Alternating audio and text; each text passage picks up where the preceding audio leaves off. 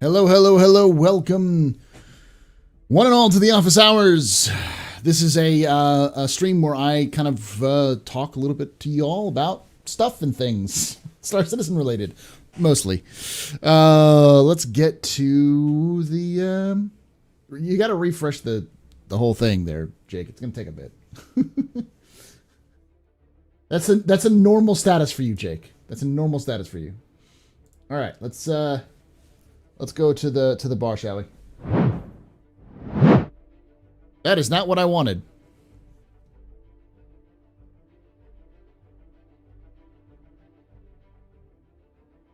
To the office. There we go. Hello and welcome. Welcome one and all. Why is this? Oh, right, because I forgot to zoom in like I'm supposed to. I'm a professional. How y'all doing today?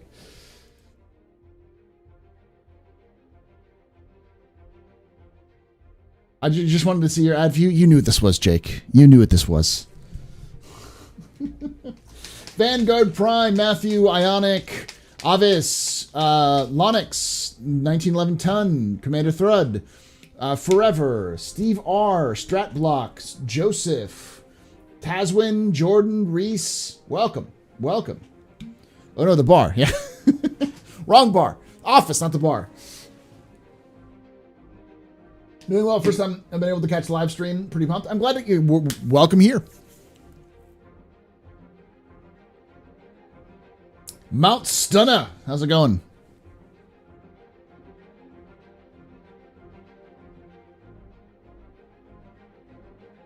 Change this goal real quick.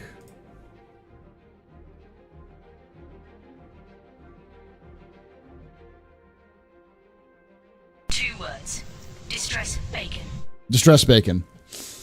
All right, so just letting y'all know who are watching this on YouTube after the fact. Hello, my name is Paul. This is a live stream that I stream to YouTube and to Twitch on Thursdays at 9 p.m. Eastern.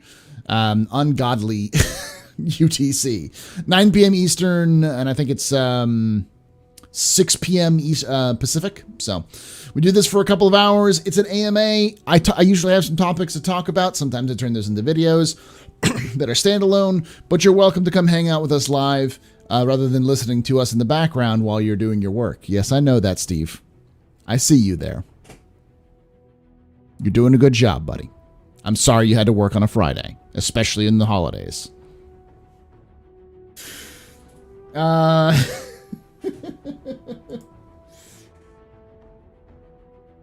It always gets somebody. Something like that always gets somebody. Someone hears their name and goes, wait, what? Bob's Bar, you can drink it both, I can tell. You can drink it both. We'll be giving away the monthly giveaway, which was a freelancer with 10 years insurance. And then we've got a lot of other stuff. Let's see what we got. This next one, we're going to give away a 400i. And I wanted to make sure, because I have to make sure what the price is.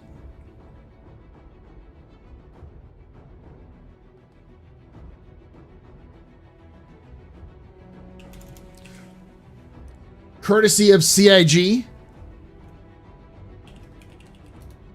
I think we still have it. I'm going to double check it real quick. But how y'all doing? What's every credit of watching your show? Thank you, man. Standard deviation. Thank you for that subscription. Yeah, the November one's done. We're going to be doing the December one here shortly. I'm just pulling up.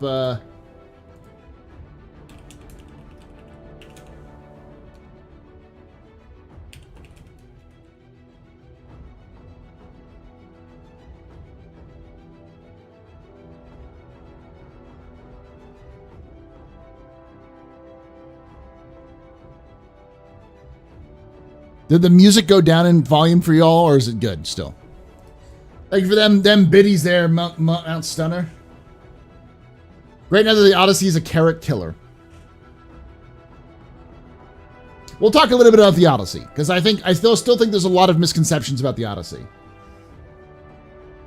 Let me try Cat Jam now. I added it to my channel.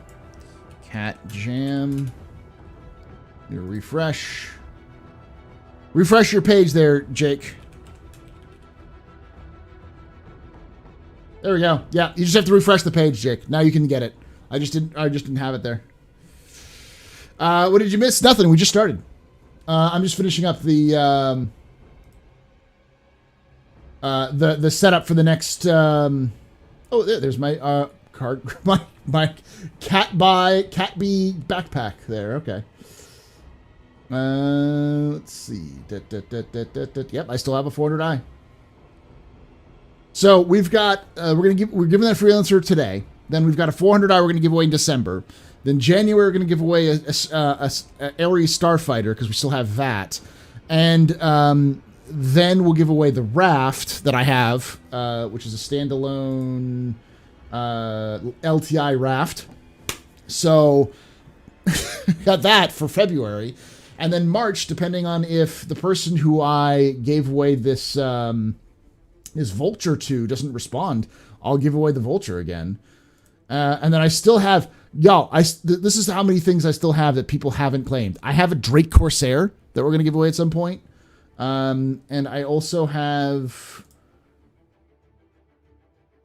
a Asperia Talon. It's only got 6 months insurance, but I got the Talon. Like, I've got all these ships, and I'm like, why did nobody claim this? Yeah, so we're pretty much set for giveaways, for monthly giveaways until, like, April.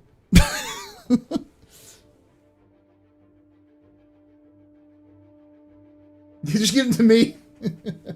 So stick around if you want to win some ships. That's what I'm saying. Yeah, until 317. Okay, so let me finish up ending this. Okay, post entry. I think we're good. Double checking. Oh yeah, I gotta put the price. I gotta change that.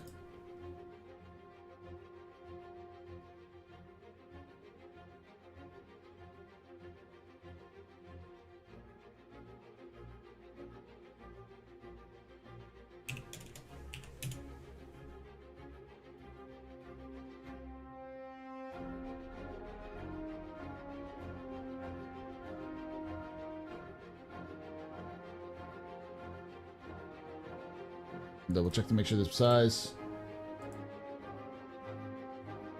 Yeah, let's see if it works.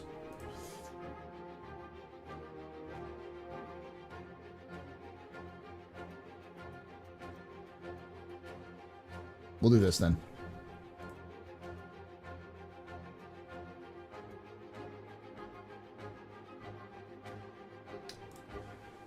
I'm hoping we get a light tank. I hope we get a light tank at some point. Can the Talon get deep fried? Possibly. Kentucky Fried Tavarn, baby. Just in time to get more ships than Invictus. Yeah.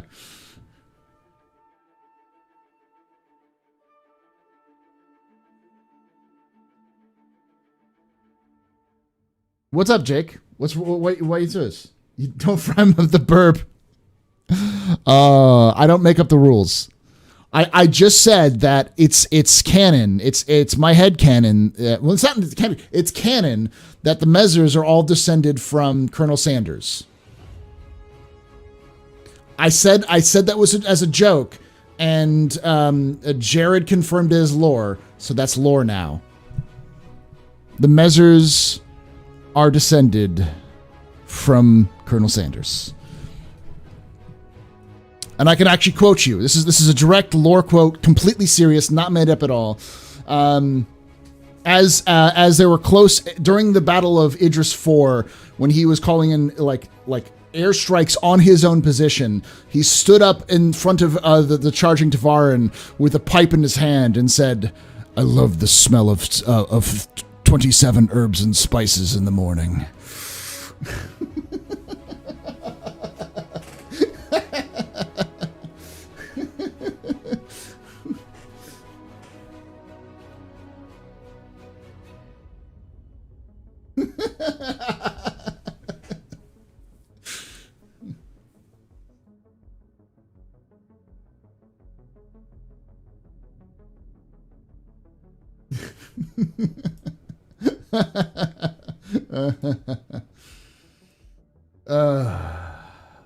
All right. All right, I have to. I was like, what? Why haven't this? I haven't done anything because I was making jokes.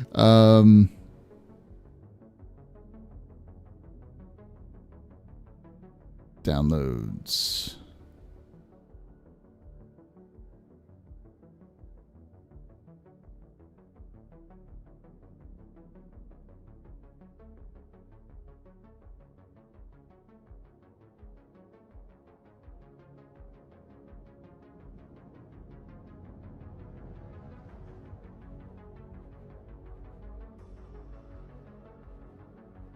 Export.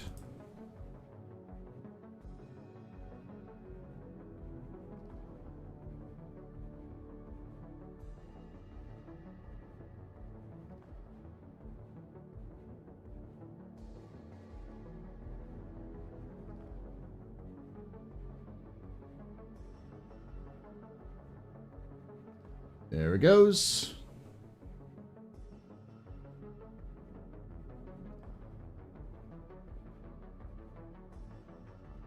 Copy. I'm gonna update this real quick, and then we'll pull the giveaway from last month.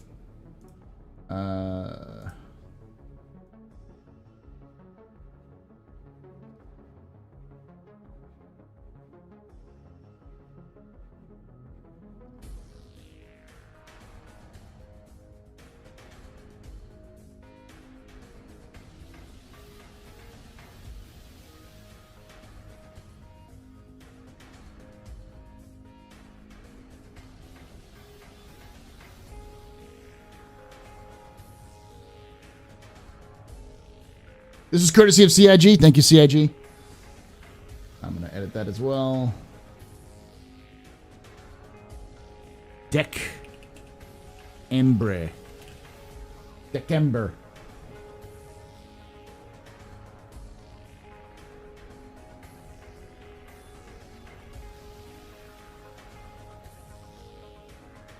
Fuck you. Julius Caesar and your changing of the months. Need a whiskey and cola? Or order from the bot. The bot got you. I meant to say ISC.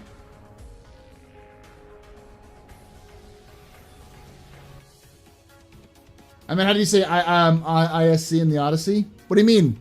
Execute.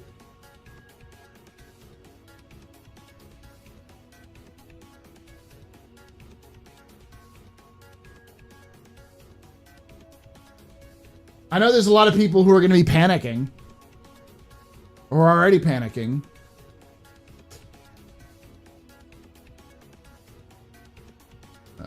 I think that's right.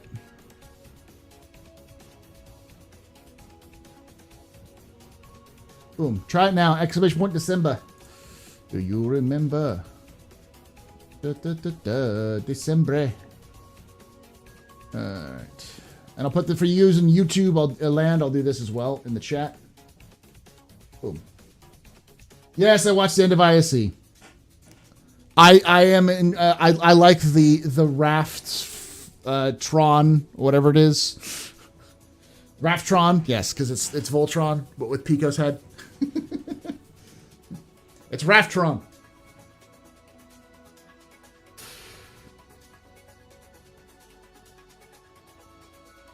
Hey, Kavian.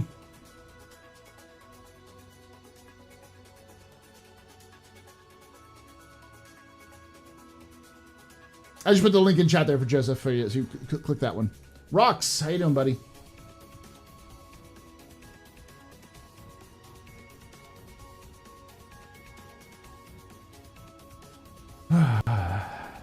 The marketing was in full swing. They call it the carrot killer, which is BS.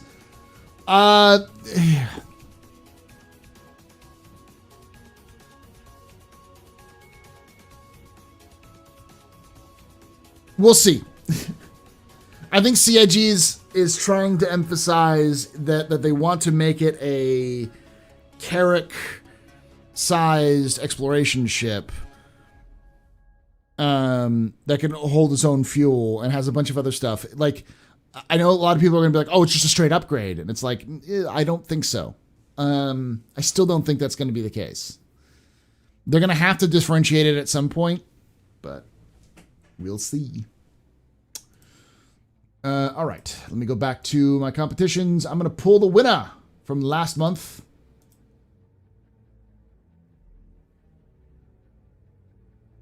Finished.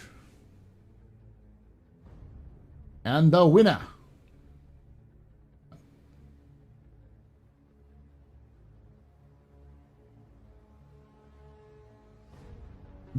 is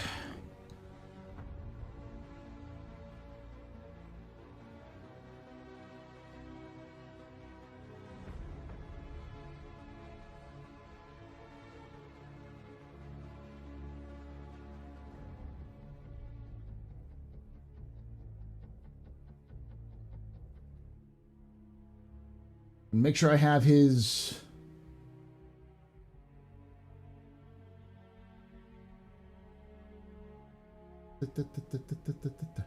Global P at Mac Perks on Twitter. Global P on Discord. If you're listening, watching this right now, send me an email or message me on Discord, because I know you're on my Discord. And I will send you your ship when we get a chance to. You just got to message me. Make sure I do this right.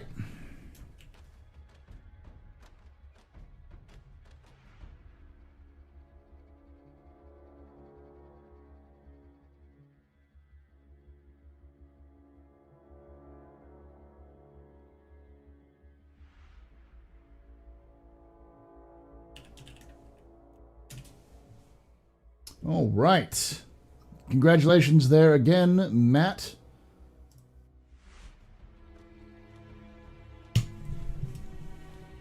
Hey, Cloacamus.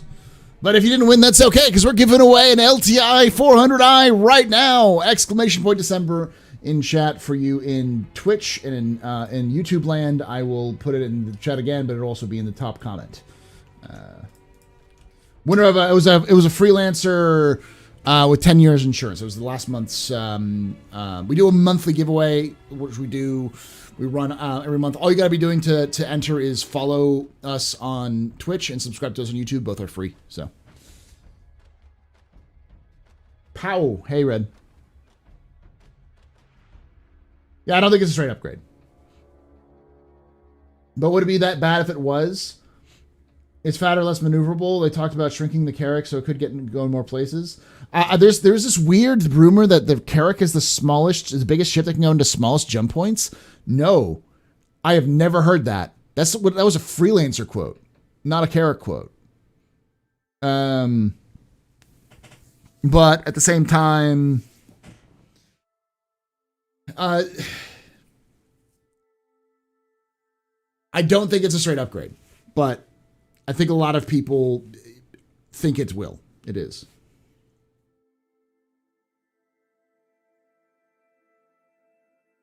Yeah. You have to click the link. The command doesn't enter you to win anything. The command just gives you the link so that you can go sign up. It's a Gleam service. It's a Gleam giveaway we do for the month. All you have to be doing is following us here on Twitch and subscribe to us here on YouTube, and you can enter. You just got to go through that whole thing. We don't actually know the specifics yet. Well, I'm going to make a video at this at some point once they have the Q&A out for that. But if they restricted the refinery on the Odyssey to just quantum fuel, it would be the only restriction that exists for a refinery in the entire game. And the fact that it can also hold a prospector, I seriously doubt that's going to be the case.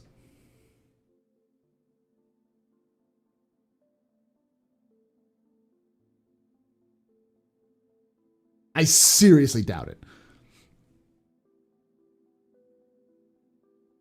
They have never, ever differentiated in terms of refinery.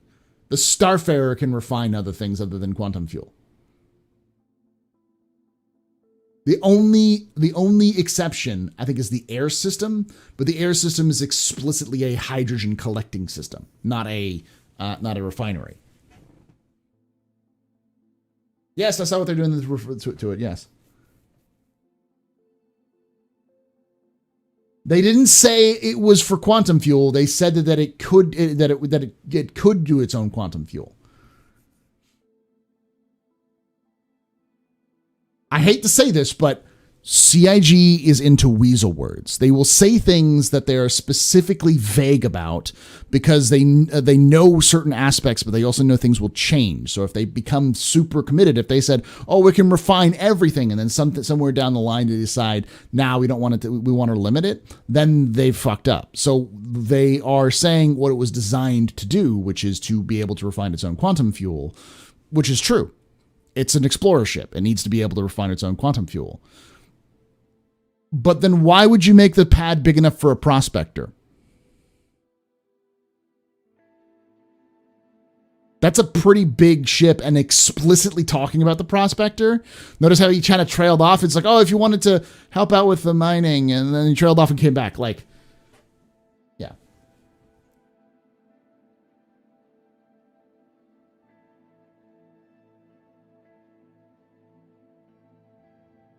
They did say it was for quantum fuel. Oh, the one on the Starfarer? Yes.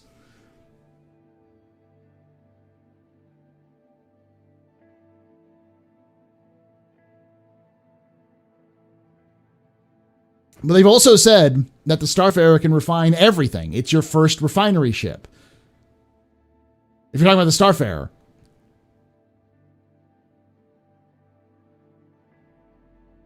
They literally said it's the first refinery ship multiple times.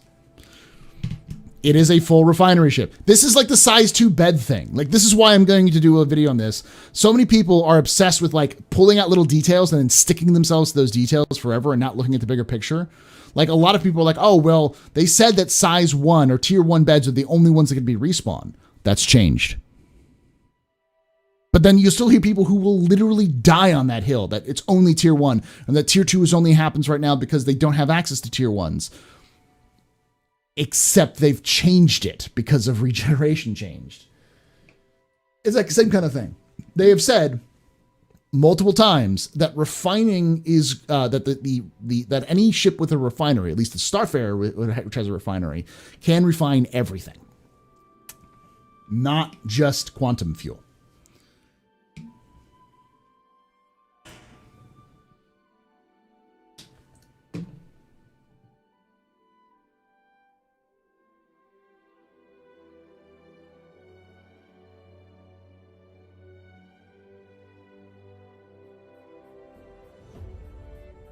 I think they said the first refinery. Go back earlier, when there was an Star Citizen Live where he was talking about how I forget who it was, but he was talking about how they had a discussion on whether they should limit the Starfarer's abilities or not as a refinery, and they decided not to. It was the discussion that they were leaning towards not to.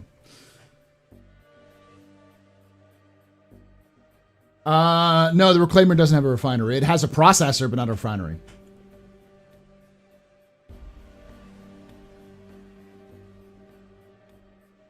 Except for he's also said explicitly in the last time, I keep forgetting the name of who that was, but it was also in an ISC, he said it is the first refinery ship, is the Starfarer. That was a more recent one, too. Nope, not John Crew. Was not John Crew who said that.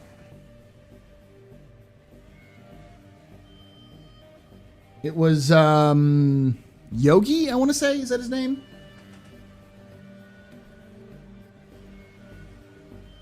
Also, the only refiner ship that isn't the size of a station. Yes.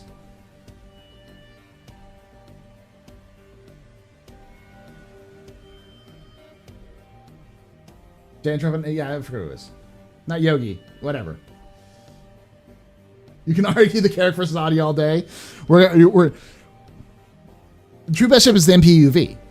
All hail our Lord and Master, the God King of cargo, the Argo Cargo. Praise him. May his reign be forever.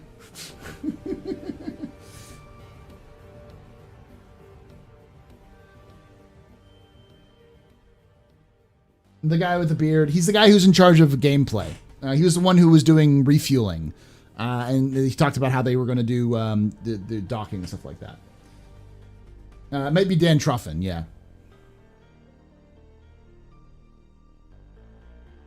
There was also, I think there was something that was mentioned in a monthly report as well. So, yeah, Dan Truffin. Yeah, refining Quantanium is still refining. But a lot of people say that and they go, okay, so it's just refining Quantanium. So, and that's where it gets into the rules. We're completely shuffling this because everyone is losing their minds about the Odyssey. So I'm just going to shuffle around the answers. We'll talk about the Odyssey. So, what is the Odyssey? Let's look at some of the pictures and kind of go through some of this. I'm going to pull up the video again as well so I can, the ISC video so we can watch it together. I'm going to mute it, but...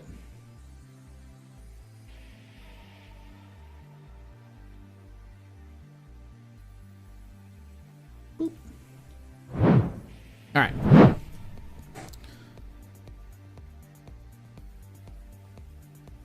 So this is the engineering section. This is the refinery.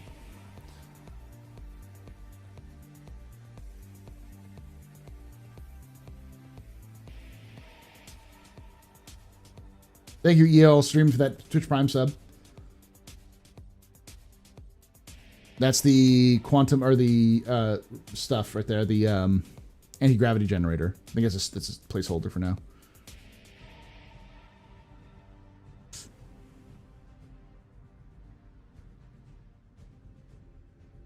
This is an area for chilling.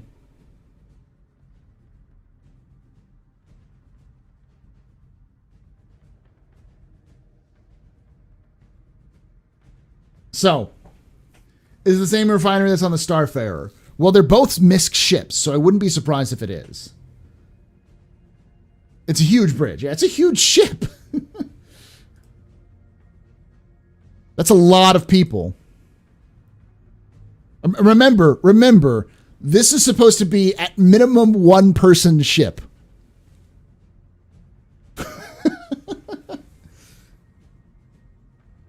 Is that supposed to fit on a large pad? It may be bigger than the Carrack. I don't know. It probably is, actually. Maybe not by much. She's probably taller than the Carrack. Maybe wider.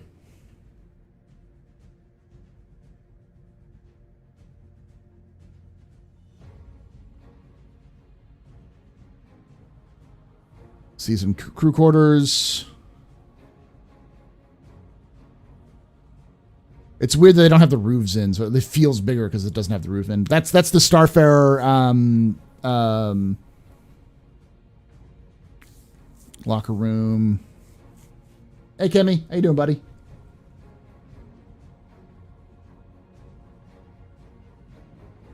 So it's a little longer.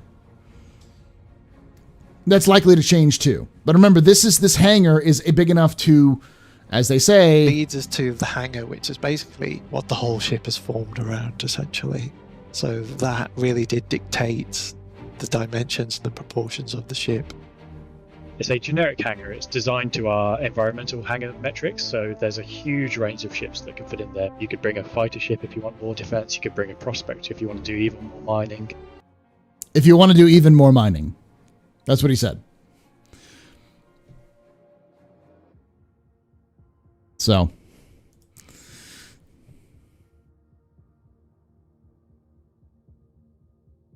It's a huge ship. It's also important to remember, as we'll backtrack this a little bit, because they haven't talked about this.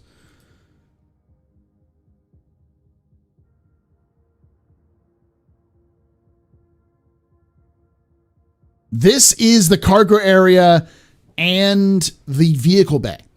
So it's important to remember that this it can carry an Ursa or rocks, but it can't carry both the Ursa, like a bunch of rocks or a bunch of Ursas, and cargo.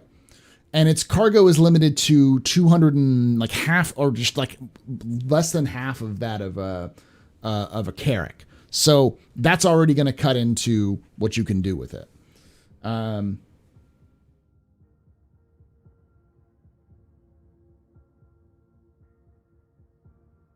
Well, the question becomes, Kavrion, is why would you do this for, like, think about this in terms of prospector, because it's obviously something they had in mind, and it's in several of the photos, if this is just an exploration ship. If it's just a pure exploration ship, why would you need a prospector to go around with you? That doesn't make any sense. If you were thinking about this as a exploitation ship, an exploitation ship designed to go out and find new resources and start tapping them, but go explore for them as well, then it makes sense. Because there's a lot of people who are like, no, it can only do Quantanium. It can only do, it's like, no. That would be very, very odd. Asking the real questions, how many Argo cargoes? Yes. Oh, I mean, I'm trying to think about that.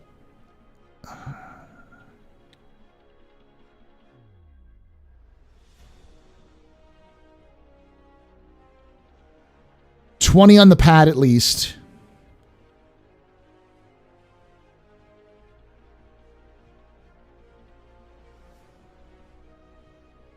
$30. I think it holds 30. That's my guess. Is about 30 Argo cargoes perfectly arranged. Hey, Nurk, how you doing, buddy? Thanks for the Twitch Prime sub. And a lot wider, yeah. If I had an Odyssey, it'd be used as a colony scouting ship. Yeah, I mean, like, that's the thing. It's like this ship is much more focused on a scattershot approach. And I know a lot of people, I said it was similar to, like, it's an exploitation ship, that kind of thing. But it's much more, people have described it as kind of a jack-of-all-trades ship. Because that's kind of what it is. It's a jack-of-all-trades exploration ship.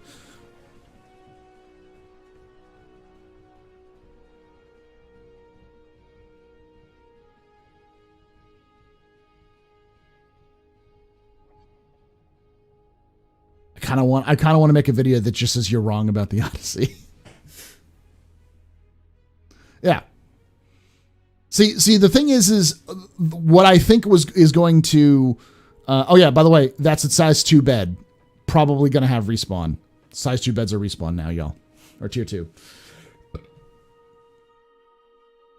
Yeah, it has drones. I don't know if it has repair. It has bays. It's much more science focused. Tractor and mining operations. Yep. Now, I know why they split this up, by the way. I know. Thank you for them, the Twitch Prime's gaming sub there, Tessopi and Mount Stunner for that 100 biddies. What's that? 275. Look at those helmets. It's just a stand-in that they use. Those are, like, this is the old chest piece. And these are old helmets, I think. They may be new ones, but the reason why they separated the tractor beams from the mining is because they also want to have the tractor beam be used for picking up cargo or other things. It's designed to pull in the material, but it can also be used to move things around because it needs to have its own tractor beam. So it's a little bit of both.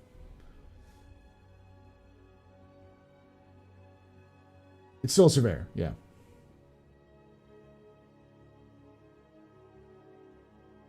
Let's reverse back to the very beginning.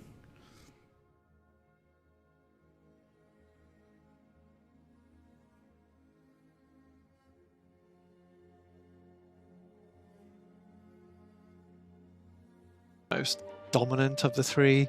You have under the ship, and it's quite a nice bridge on the Odyssey because you have this huge bank of stations for all the crew to sit there all in one place.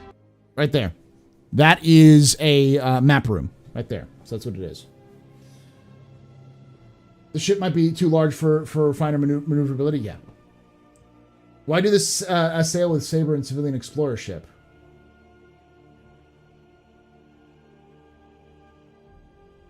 Yeah. I mean, to me, the Odyssey is a space resource explorer, while the Carrack is more of a ground exploration focused, jump point surveyors notwithstanding. Yeah, I think the best way of looking at it is, like I've been saying before, this is a drill ship. It might be, it's not necessarily just a drill ship. It's like a drill ship mixed with a resource exploration ship. You know, there are ships that go out that are chartered by mining companies and oil companies that will go and like search the oil, like the ground floor, like the floor of the ocean for resources using various materials. And then they would have, if they had a drill ship, the drill ship would go down and tap the resource for the first time, just open up the well for the first time before they bring out a rig. And just like that, the Odyssey can work like that, where it taps the resources, it begins to look at and map areas and start mining things to keep itself running, but also to start processing materials until you can bring in your Orion in to just start chomping up the big rocks. So it doesn't need to be a super beefy like mining vessel. It just needs to have enough mining to justify it being out there, because it can also make some money while it's doing that. So.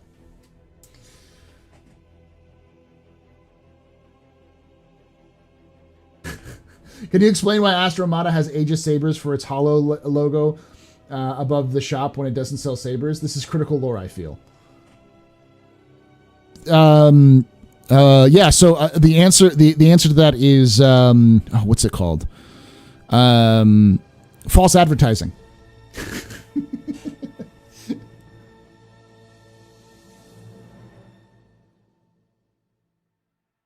Drill ship propped up by jack of all trades, like the hangar. Yeah. It carries 3 to 32 SEO cargo plates. No, it's probably being pushed for pyro. This possibly, yeah. If your cargo is God King, what is the raft? The raft is the prince of all cargo. Not the king, he's the prince. Oh, I love the Pico mech. It was so great. So perfect. For those of you guys who don't know what I'm talking about, I'm going to play it to the very end. You should have watched to the end.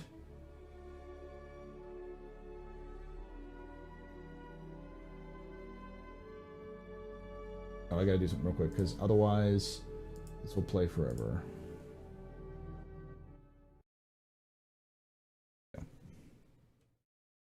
Cover your ears, people. And now, for people who stick around until the very end, I got this.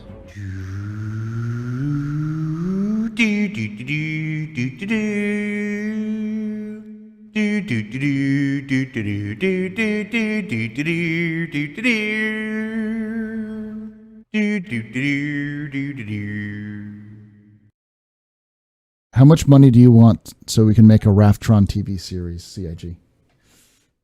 It's Voltron, y'all. It's Voltron.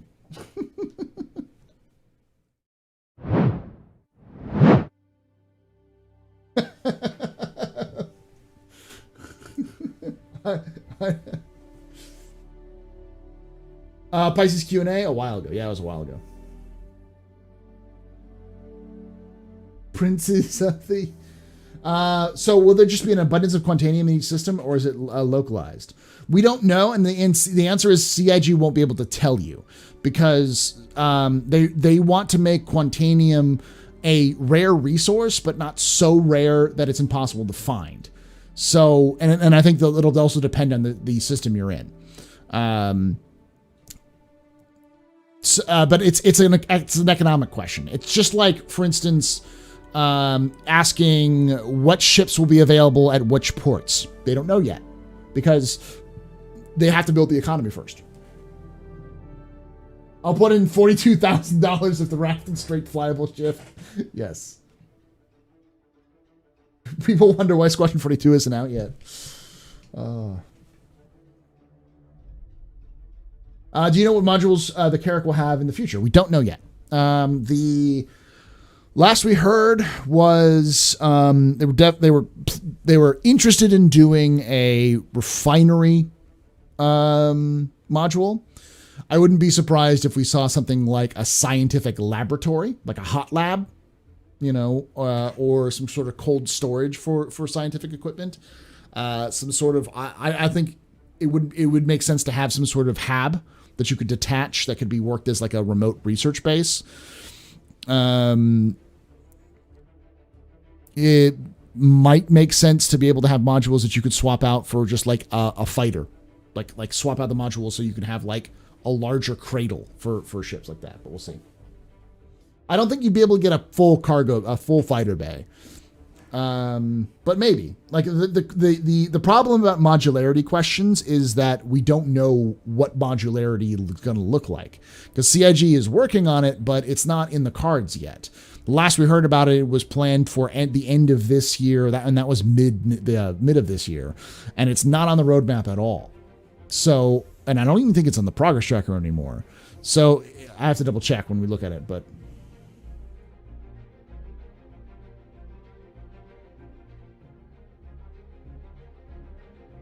Modularity, Jake. Modularity. Like modulization. I don't know what it is. I think the M50 engines was the first element of that. Is from the progress tracker. I'll have to take a look. Argo needs to make a snub mining ship for the Carrack. Well, if you looked at some of the leaks. There could be a mining attachment on Argo MPUVs. Battle cruiser module for the Carrack.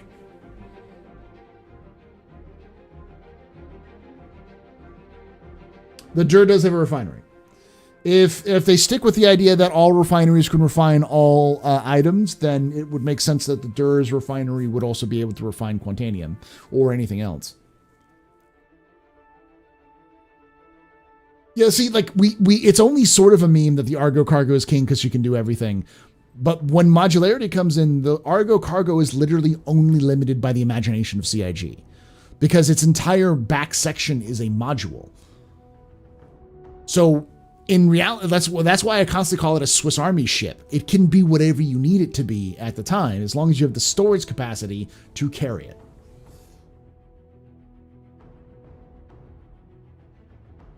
Retaliator OC swapping. Okay, that's what it's called. Okay, we'll take a look at it. Roadmap.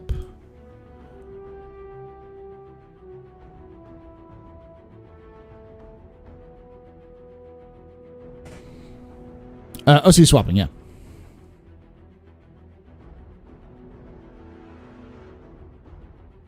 That looks like it's already done. That was finished in Q2 2021. But there's nothing else there.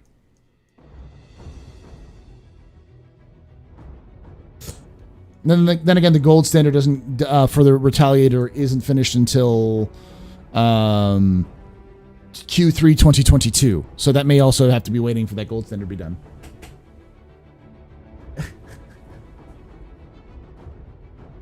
Just because it's, yeah, I know what you're gonna say. Just because it's finished doesn't mean it's finished. Because it's finished on the roadmap, on the progress tracker, doesn't mean it's ready to be released.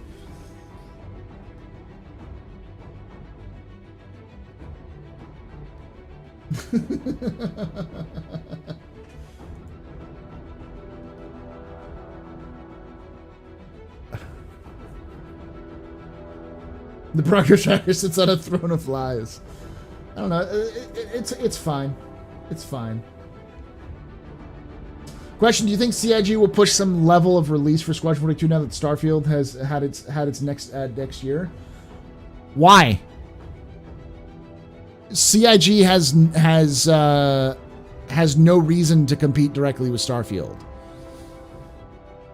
There's also nothing that indicates that Starfield is a game like Squadron 42. Or that it's even got a flight elements at all that aren't on rails. It's looking a lot more like what we saw with the Outer Worlds rather than what we see with Star Citizen. And that's the point. It's like CIG doesn't really need to compete with games like that at all. It's a different type of game. And Star Citizen's not coming out in 2022. It's coming out in Star Citizen. Squad 42 is not coming out in 2022. There's nothing that says that.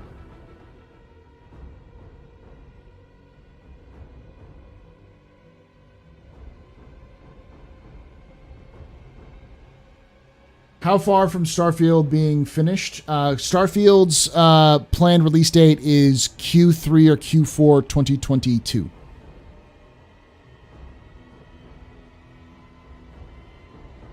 November of 2022, yeah. Which will probably get pushed to March of 2023. Can almost guarantee that.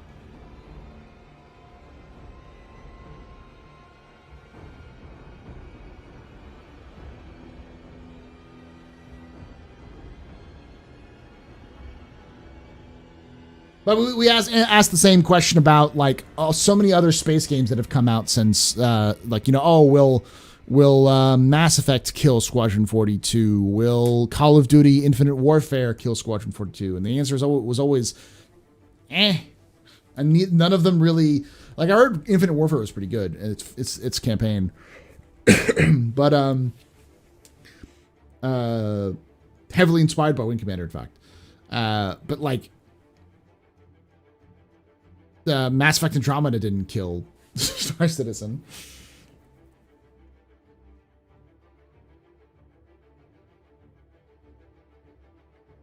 Tetris will kill Star Citizen, yeah. Star Citizen will kill Star Citizen. I don't think Starfield's a space sim. I think people are setting themselves up for disappointment if they think Starfield's a space sim. It's an RPG in space. Which means Mass Effect, Outer Worlds, what am I trying to say? You're going to be playing on the ground. It's just you will have a ship that travels to different worlds, which will be different maps.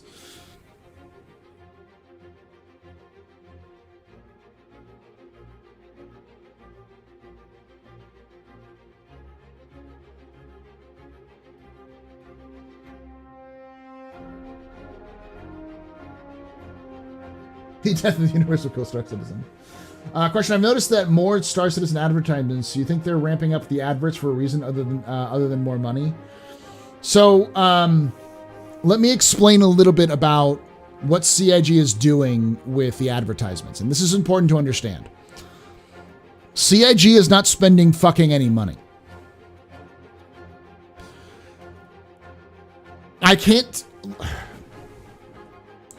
I spend about $30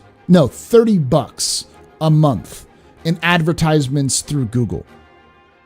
Doesn't do much, but I can get hundreds of impressions with $30.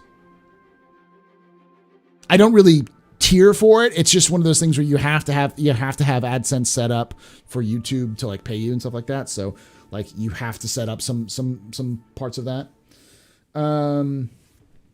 Why do I think Starfield will be delayed till March 23? Just because that's just kind of the trend that a lot of games have been doing. It's like they'll say, "Hey, we're going to come out at this date," and then they'll get closer to it, and then they'll push back. So YouTube, to give you an understanding, is insanely cheap. You can get millions of impressions with the right ad and the right money. The money isn't much. A couple $100 can get you some targeted advertising.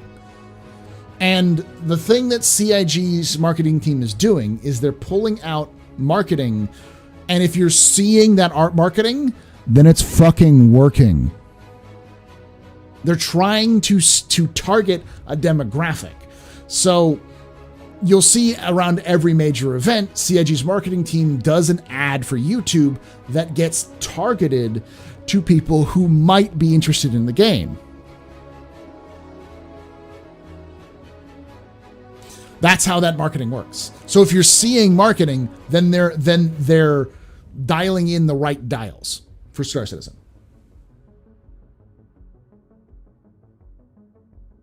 We've already discussed the Odyssey. We started off a little earlier.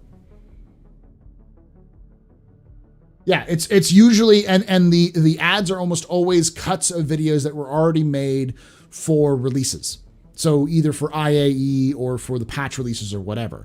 So they're not spending extra money on it. They're just taking the videos that were already made for the release and putting it out on YouTube. That's all it is. How does YouTube know you're interested in Star Citizen? Kavion, this is going to sound like tinfoil hatty, but it's not. Have you ever started speaking in, like, say if you speak 2 languages, like I speak, English and Espanol.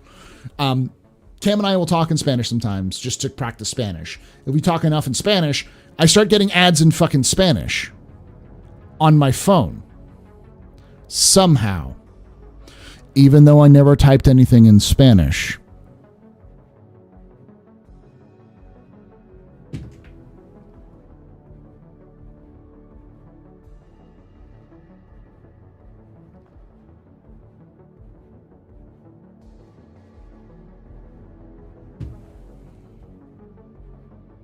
Yeah. So Google does a lot of this data collection from your Google search histories and everything else like that. And they gather that information, spy the shit out of you. They buy information from social media like Facebook and Twitter and YouTube and stuff like that. They buy your search histories. Well, they already own YouTube, so they don't need that. They look at your search histories, and then they use their algorithms to filter out specific search histories, specific trends. And so if I say I want somebody who plays video games, is between the ages of 35 and 40, who is single, makes about $30,000 a year or more, between $30,000 and $60,000 a year, is a male, and has an expensive PC, I don't think it's that granular, but you can get pretty fucking granular on that. And YouTube will then use its algorithm to find somebody that matches that description and then shoots that ad to them. YouTube is incredibly powerful as a tool for advertising. And most people who are in advertising don't know it yet. Because most people in advertising think of YouTube as an oddity. There's so many people who are in advertising who've been around there for far too fucking long and should retire. Because they're so stuck with mainstream media and using things like commercials, but no one fucking watches commercials. So, and even YouTube advertising is sort of not as effective as it used to be because people have blockers and all sorts of things. But if you're seeing ads for Star Citizen, the answer is the Star Citizen marketing team is doing its job. AdWords, yeah.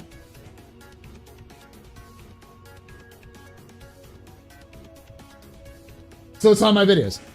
I do Star Citizen. It's literally in the titles. It's everywhere on my tags. You're likely going to see a Star Citizen ad.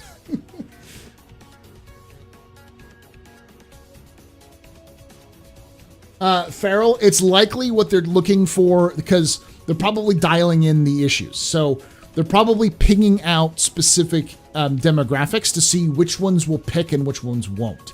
So if you don't see it, it may mean that you either have an ad blocker or you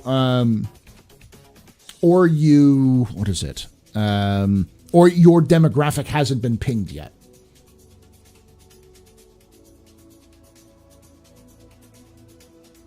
Yeah, you pay for YouTube, so you don't get ads. That's why you don't see it. That's the answer. You have an ad blocker. You just pay for it.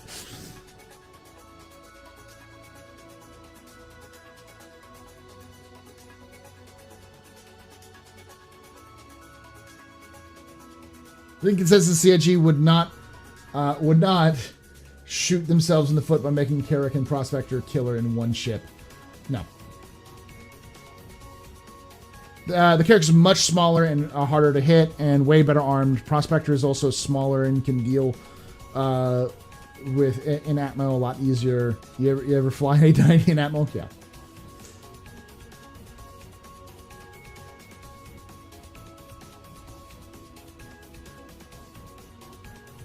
Another fact, you speak the truth. I'm one of the thousands of out-of-work disc jockeys because radio station management wouldn't pay attention to other media coming up.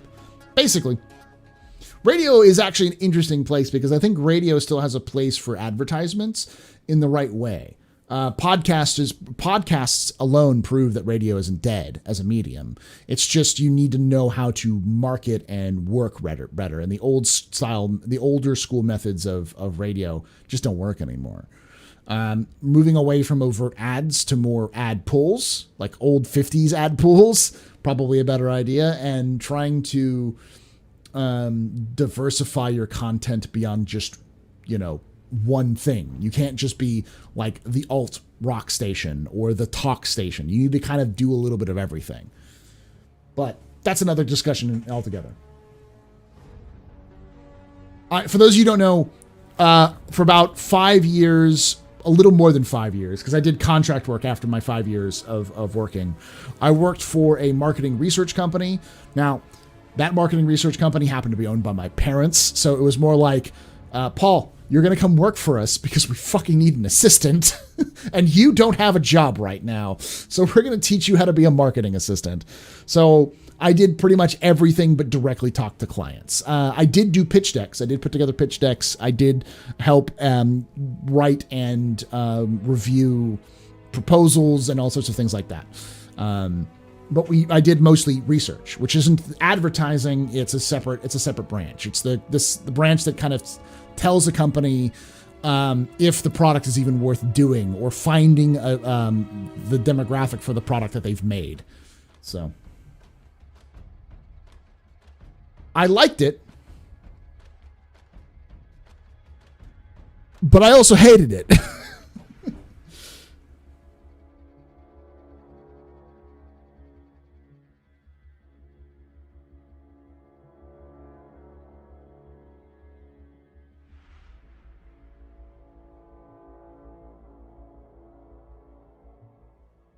No, it's so cool, Joseph. It's a good question. It's a good question about advertising, because I didn't know about this until fairly recently, until this Invictus, and I started digging, and I dug hard enough that I got a message from Tyler being like, Paul, you can just ask me these questions, and I'm like, I didn't know if I could ask you because I didn't know if you're in a separate department. So I have no idea if the marketing guy who runs CIG watches me. And if he does, I'm sorry. I really am. I would not want to be on your look at your activation in the next 2 years. Your activation's the next 2 years. Yes, Tyler. This was before you technically were working for the company at that time. I think this was before you announced that you had worked for the company at the time. Because you've been working there for a year now. Oh, no, it was after that. But you were still new to the company. So, like, I didn't know how much anybody knew. It was just more of a, somebody came to me, I think it was Asnog, maybe it was somebody else, came to me and said, why am I getting Star Citizen ads? And I'm like, they don't do ads. Like, no, I'm getting IAE ads. And so I started asking other people in the community, like, hey, if you see an ad, tell me. And multiple people started telling me that they're seeing IAE ads. And so I started putting things together, like, okay, like, how old are you? Where are you? What? And realized the CIG was running legitimate ads, but it wasn't on a massive scale, and started putting together the what they were doing.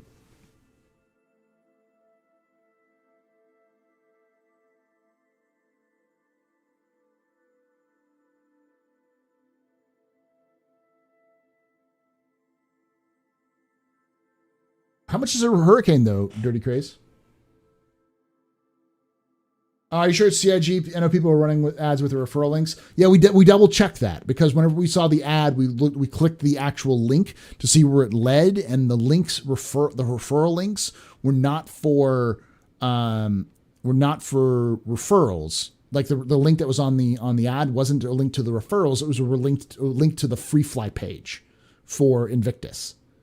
It was like a direct link to the create an account, because the URL looks differently from the referral links compared to the free fly page. So it's a little different. We definitely checked that out, because that was the first thing that popped in your heads. This must be like a fan did it, but then we realized that it wasn't.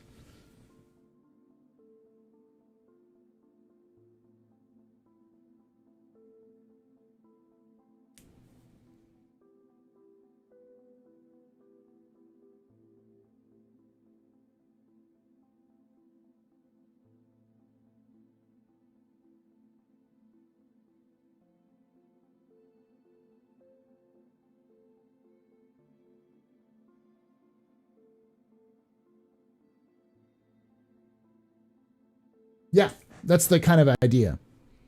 The links can be pulled from wherever, but they don't actually have to put links because YouTube actually tracks that information.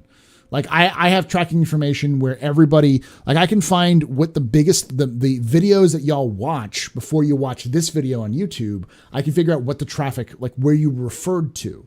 Like you're likely referred from the Inside Star Citizen to Space Odyssey because that was the most recent video for CIG. So this may have been recommended on that list. It could be a recommended list to something related to Jump Town since it's in the title.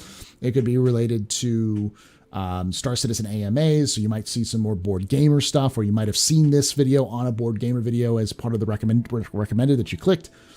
But I get all those references. I can see where those clicks came from. And that's just from my channel. For the ad stuff, for the professional stuff, they have a much bigger suite of like information. They can get ridiculous, like I said, ridiculously granular on it. It's fascinating. The thing about marketing is I love that kind of stuff because it fascinates me. I hate having to deal with clients who are idiots because people who don't know marketing are stupid. And some people get way too attached to a project. They're like, hey, this is my project. I made it from the beginning. And you have to sit there and be like, but it's fucking bad. Nobody wants this product. Or like, hey, this is a good product, but you don't know what you're doing. You need to let me change this. You need to give me the options to tell you like where the advertising needs to go, how we're going to advertise it. Please God, please listen to me. I know what I'm doing. I'm super excited. All I'm saying is that was exhausting, which is why I've toyed with the idea of going back into marketing, but at the same time, I'm like, nope, I don't want to do that. Do not want to deal with that again. I'm honestly super excited for the Hull A, though I'm generally more interested in smaller ships than bigger ships. It looks like it's a it'll drop fully functional. That's the question. We don't know because the Hull A is still in 317, but the cargo refactor is now scheduled for 318. So we'll see. The Hull A could technically work because it can land with itself fully laden. So it might end up looking similar to the Raft, where you just have this funny ship with its big cargo things on the side as you can't open or close it. But I don't think CIG would do that. We think CIG wants more people owning $350 ships to help sell more $750 ships next year. Odyssey, Perseus. I still firmly believe that CIG doesn't make the most of its money off of big ships. I think CIG makes most of its money on smaller ships. By I say smaller ships, I mean between $60 and $150. The range of a typical starting ship or starting typical US game launch, $60, full price. And then like a special edition, like $150 special edition, maybe $200. Like that range, I think, is where most people fit. And I think what happens is most people will start the game with just a smaller package. And then if they're sticking around for 3 years or so, then they get more packages. They just buy ships individually. So what you have is someone purchasing a ship in, say, 2019. They purchase another one in 2020 and another one in 2021. Combined, that's $300+. But one of them was $60. One of them was $100. Another one was $200. But like the 2021 was $200, which is pricey. But they don't think about the $300 they've spent over the last 3 years. It's actually more akin to, you break it down per year, it's more akin to like $75, $80 a year, which is pretty typical for a typical, game for like free-to-play or MMOs. It's not too dangerous, yeah.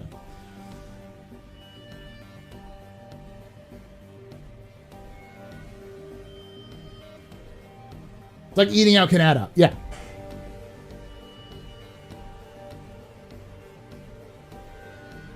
This is the entire grift with microtransactions. Well, macrotransactions, yes. It's like you hired professionals for a reason. Please trust them. Exactly. I have heard good things about the guy who runs Star Citizen's marketing, though. I heard he's a professional from many other companies who's worked in games marketing for a while, which is good. Like, you don't want me advertising Star Citizen because I don't know what I'm doing. when it comes to the nuance of marketing. I did off the shelf grocery store stuff, food, pet supply stuff, that kind of thing. Advertising is its own thing. Yeah, I did marketing research on advertising, but advertising, yeah. Game marketing, as far as I understand, is very much wrapped up in advertising, market research. It's kind of everything in one, because gaming is sort of this redheaded stepchild of every industry. So, like, if you're a social media person in gaming, I don't think many other professions take you very seriously. And most game companies don't fully understand the impact of someone who runs social media and think it's like, oh, it's just like an intern job, not like it's a full-time fucking job to try to keep everything going. CIG is a little different because CIG, has multiple community managers. They all deal with social media. I know they have a full-time social media person, full-time marketer, they've got people who do the jobs they needed to do full-time. But yeah.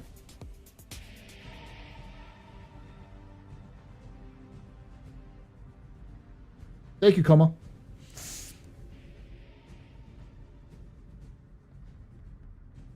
Okay, I did find 315 a lot more stable than 314. Does CIG break down ships sales starts stats? Sometimes.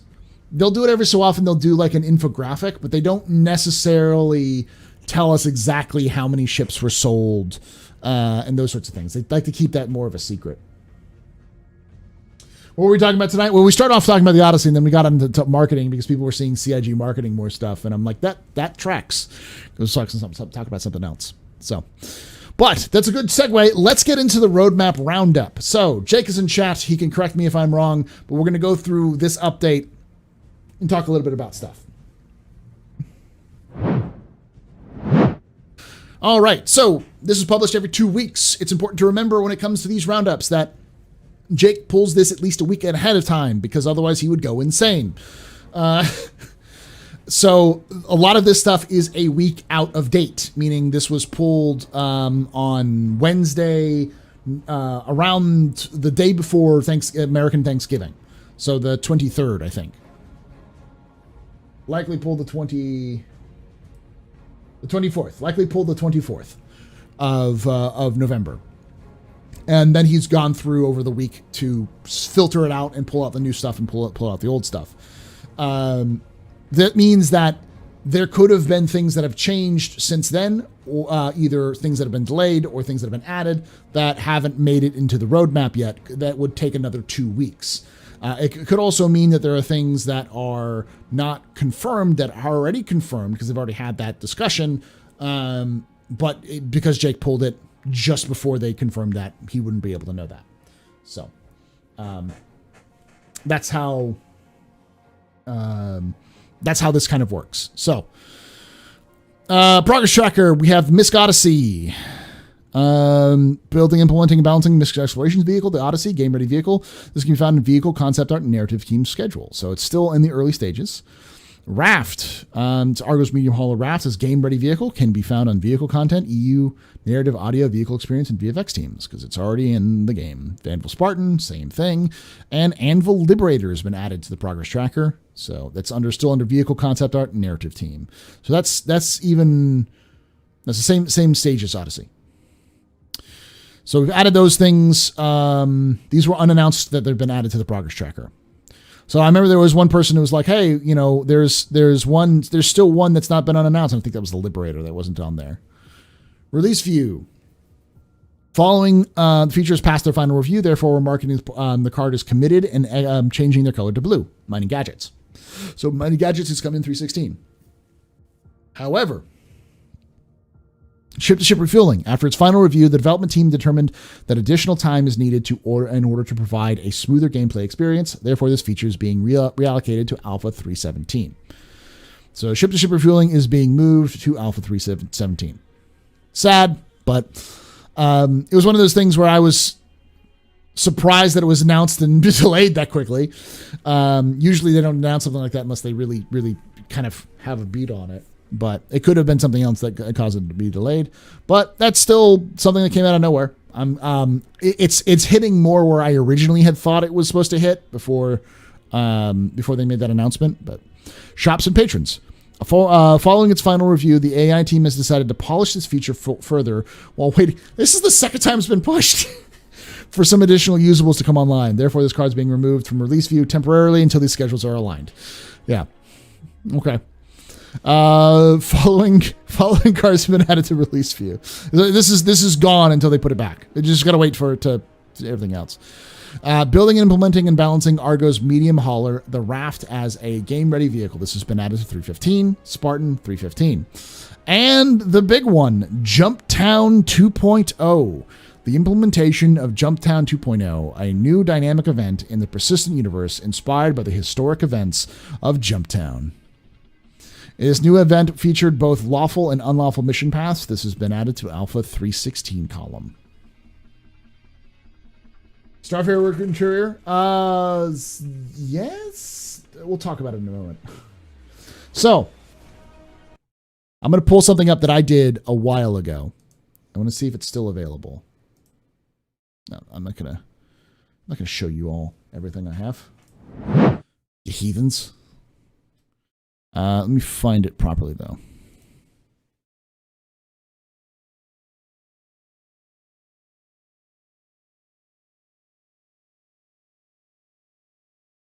Do I not have...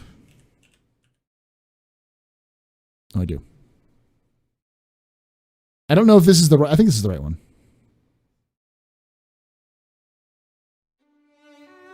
Yeah, it is. Okay. I'm going to turn my camera off real quick so you can listen to this and watch this alone. Shh.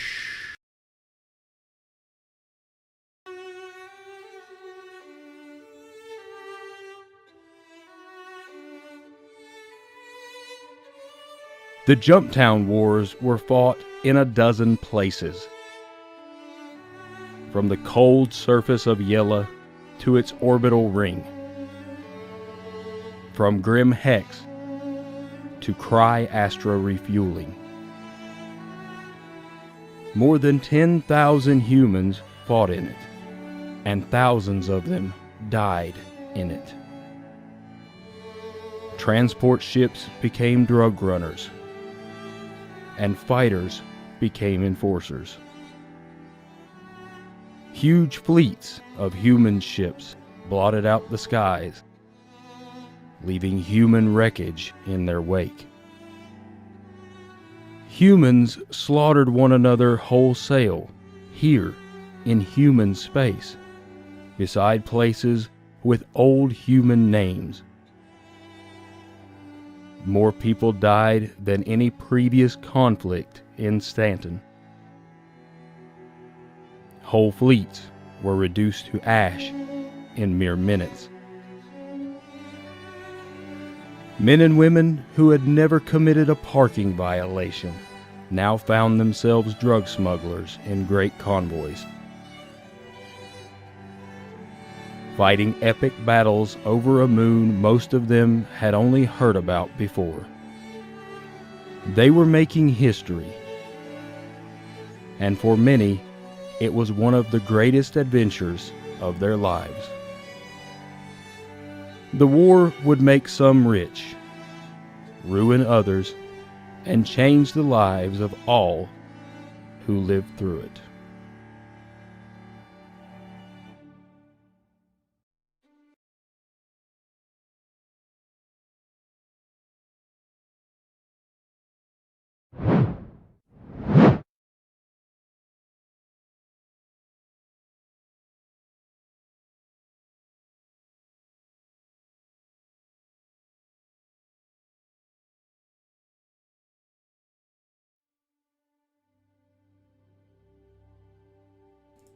I'm an idiot.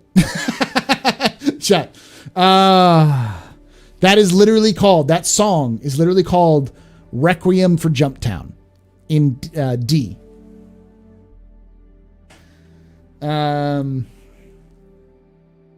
So selling drugs, dime pack at a time. Pro streamer moment, yes.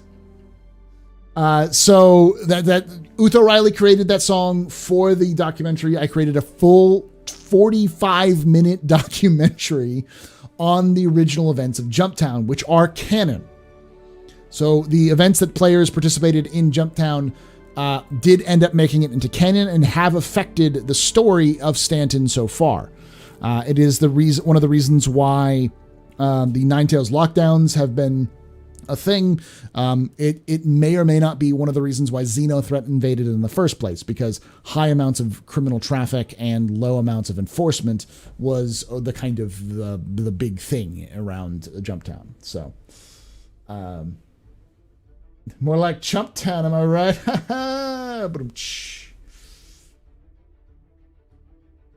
You started during Jumptown? Yeah. I'm now part of the canon. So, if you want to watch the full thing, I'll put it up here for those of you who are watching this on later YouTube. About, what is it? Hour 22 minutes in. Bam. Go watch it. It's 45 minutes long. It is a in-lore documentary about the events that happen in lore. So, the doobly-doo, yeah.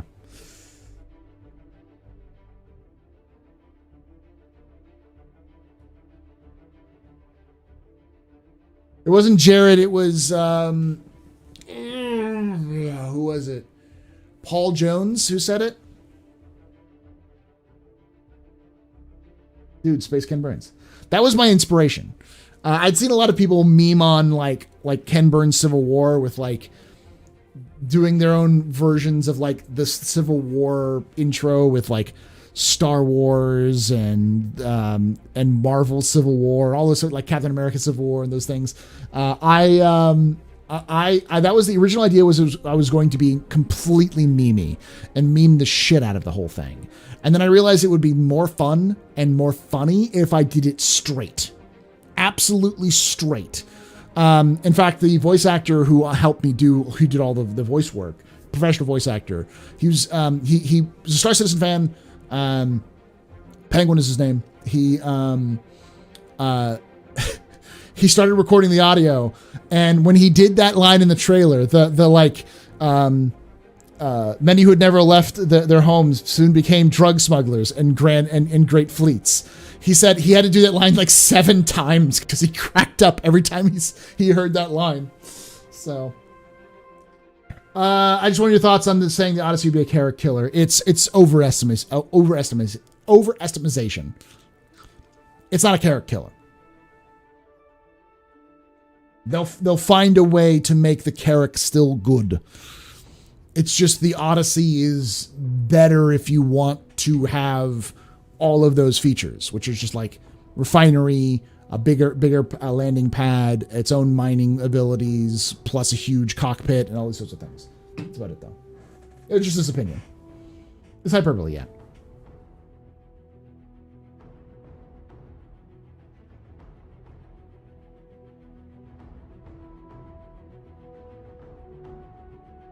Now the rest of us can't sell Vice after they flooded the station market. Yeah, we kind of screwed up the drug trade. us Jumptown veterans.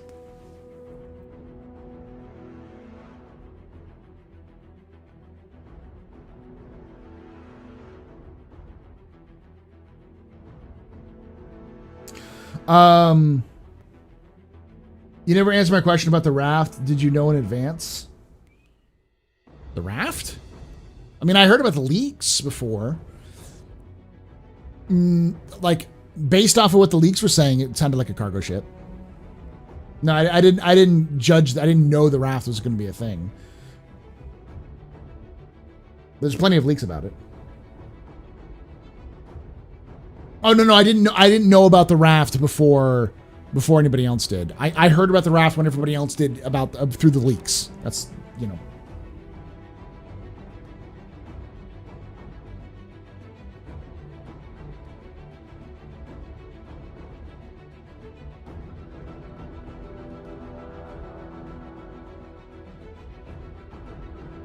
I got rid of my Carrack when the Perseus came out because it was more of my style anyways.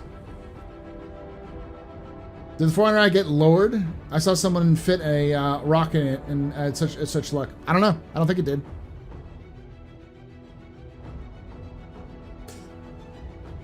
No, it makes sense that it has 3. The thing about the raft is that its whole gimmick isn't really going to be viable until they have physicalized cargo, which is mid next year. And it's important to remember that physicalized cargo is going to change a lot. Like 315 changed a lot of the game. Physicalized cargo is going to completely change how trade as a profession works.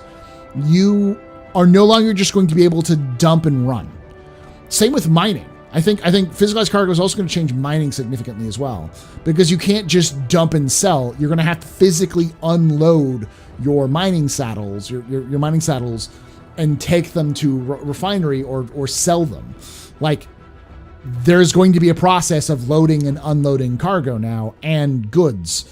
So there's the people like, oh, I made $1 million in 1 hour with mining. Prepare for the brakes to be hit on that thing. It's gonna be like, slow you down. You're gonna make $1 million in like 3 hours, which is going to stretch that out from being $1 million in an hour to more like 350,000 in an hour or so. When you stretch it all out, when you stretch it out. And you know who's going to come up on top when that refactor happens? This guy, the smugglers of the universe. Because we don't carry big cargo, we carry very little cargo that's very expensive. So it's a little bit more dangerous, but we can turn it around a lot faster.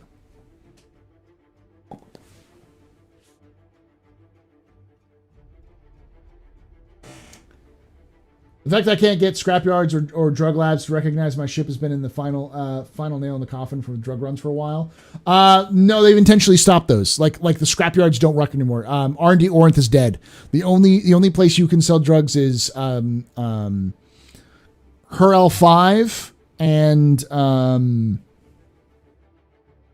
Grimhex. Those are the only places you can sell.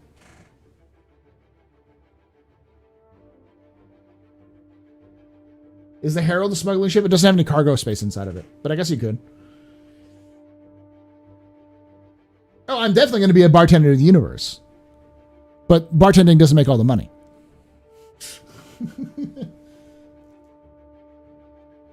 Better make a deal with me and the bounty hunters with me, sir. Since you aren't really a murderer, we don't mind looking the other way.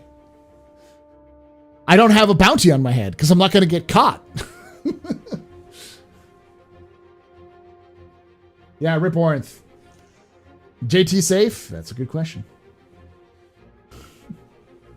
I ain't worth no money.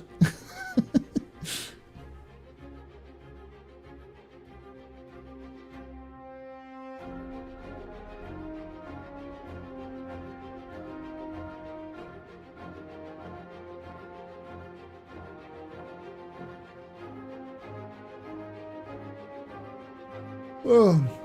Never piss off the bartender. Nope.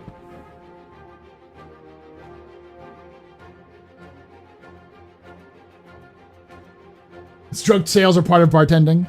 My goal, as always, is to be a vendor of rare spirits. So I'm going to run a bar, but I'm also going to have as many super rare or rare alcohols as I can. Things that would require you traveling across the verse to get, I will try to have. And all I ask is if you find a super rare alcohol that I get first bid. That's all I ask. The super RP? I mean, kind of. Like the whole concept of the Astro Pub is that I'm going to actually have a pub open up in game that will be in a ship. It'll travel around.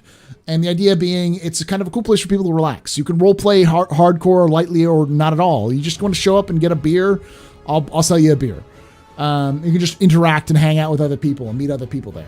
The idea is it to be a social gathering place, a place where people can gather socially and hang out with each other.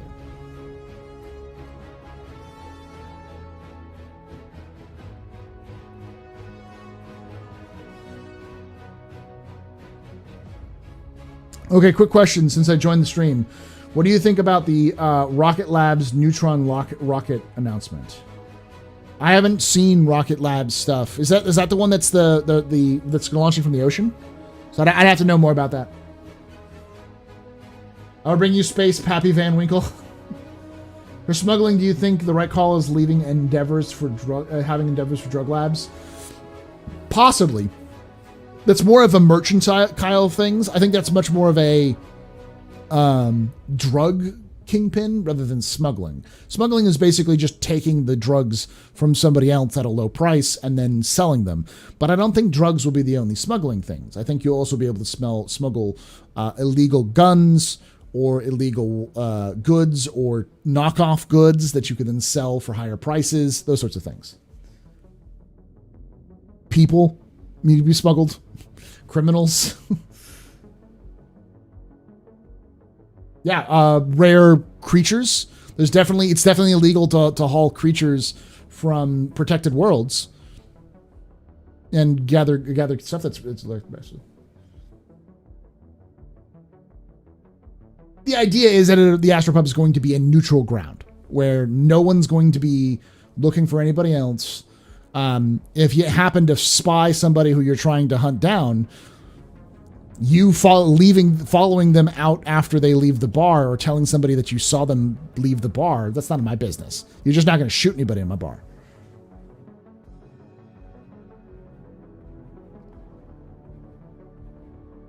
Oh, I found out there's going to be beetles on one planet that will eat your ship. Really? I gotta think about that. It's probably a Lear thing. Lear's like that. Droids and Jedis, exactly. You can smuggle droids and Jedis. Just because the Aurora carries boxes doesn't mean you can't put a Boreal Stalker behind you. Oberon 2. Okay.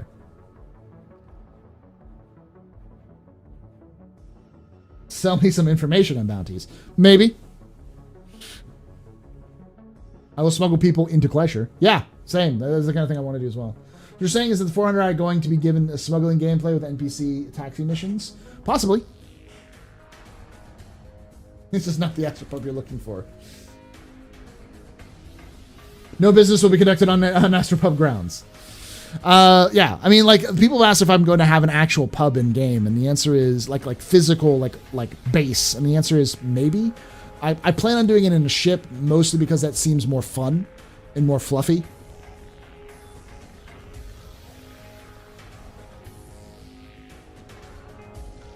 So Astropub is the content equals the Continental, essentially, yeah.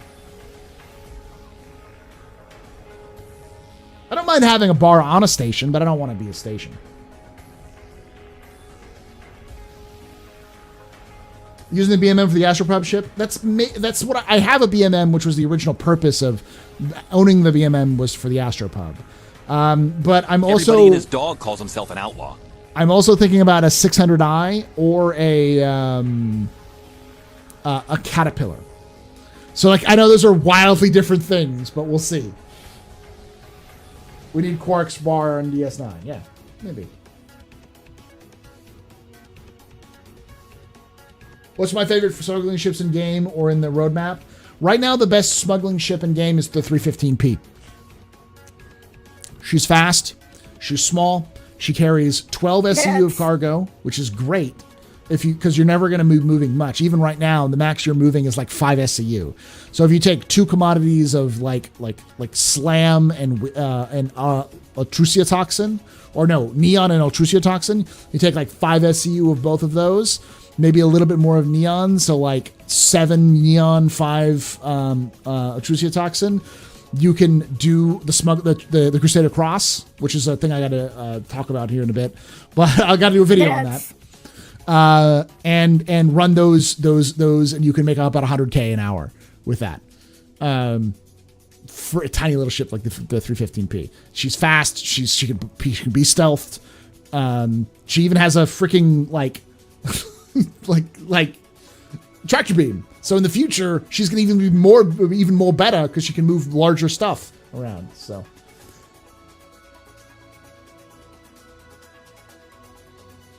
When Smugglers Guild? I don't know if we should make a Smugglers Guild. I think we should make something that's a euphemism for a Smugglers Guild, though.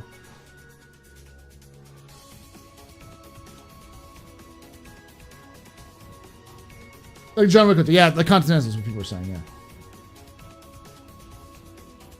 yeah. The Kraken is a floating space station. It's not a bar.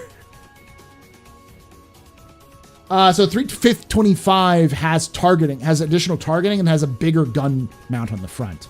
The 315P has a fixed tractor beam. It's like a size 2 or size 3 tractor beam. It's huge for what it does. On its front, so you can or not fixed. I think it's gimbal, but like it's a bespoke tractor beam. It's you can't put anything else on there. But it has more cargo.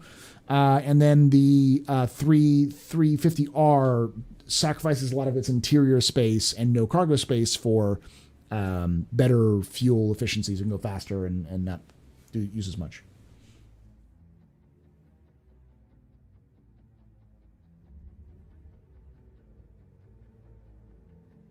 When Smugglers Guild? You mean Smugglers Guide? Oh,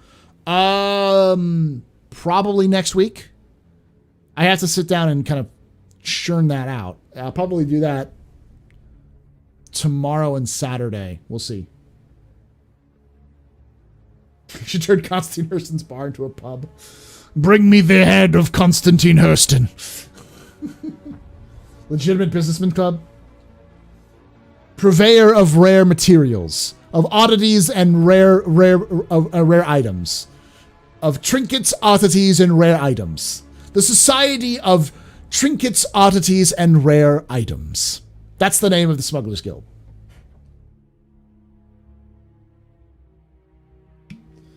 Yeah. The Wally's Bar bartender. He's actually in game. I forget the name of him, but yeah, he's definitely shady as shit.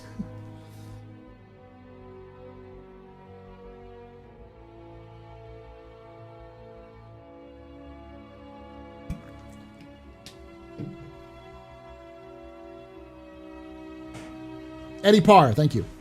Yeah, so Eddie Parr,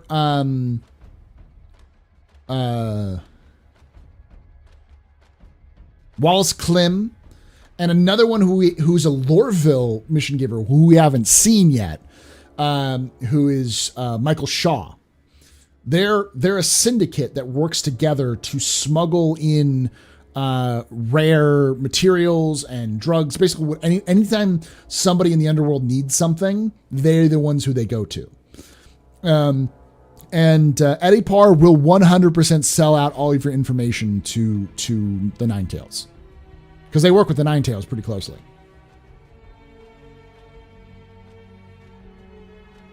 What am I most excited about for the next 6 months of development? Okay, let me look at that real quick. So for this next 6 months of development, let's say 317. Let's say it's 318, right? Because that's 6 months from now. I think the biggest thing for 318 is going to be the cargo system refactor. And I think there are 3 things. I'm going to cheat. I'm going to say there are 4 things that I'm really excited for. Cargo system refactor, selling items to shops, NPC taxi missions, and full persistence. Those 4 things I think are going to, if they can make it in the next 6 months, are going to absolutely blow your fucking mind. Because a lot of people don't realize that persistence means the death of the 30K. The full-on ding-dong, the witch is dead. It is dead, deader than dead. And it also means server meshing. Now, it doesn't mean that there's server meshing happening, but effectively, it turns every single instance that you load up into its own shard. So it's essentially the groundwork. You need to have all that stuff working so that you can then do server meshing. It's the step before you mesh servers together. So it'll allow for, hopefully, much better performance. It'll allow for... fingers crossed, more players. We'll see. I'm just an old-fashioned cowboy. No, 30K isn't dead. 30K is defanged. When I say 30K is defanged, I mean that 30K is still a problem, but because of the 30K recovery tool, it is mostly okay. There's still some problems with it, but it's not terrible. Good news, everyone!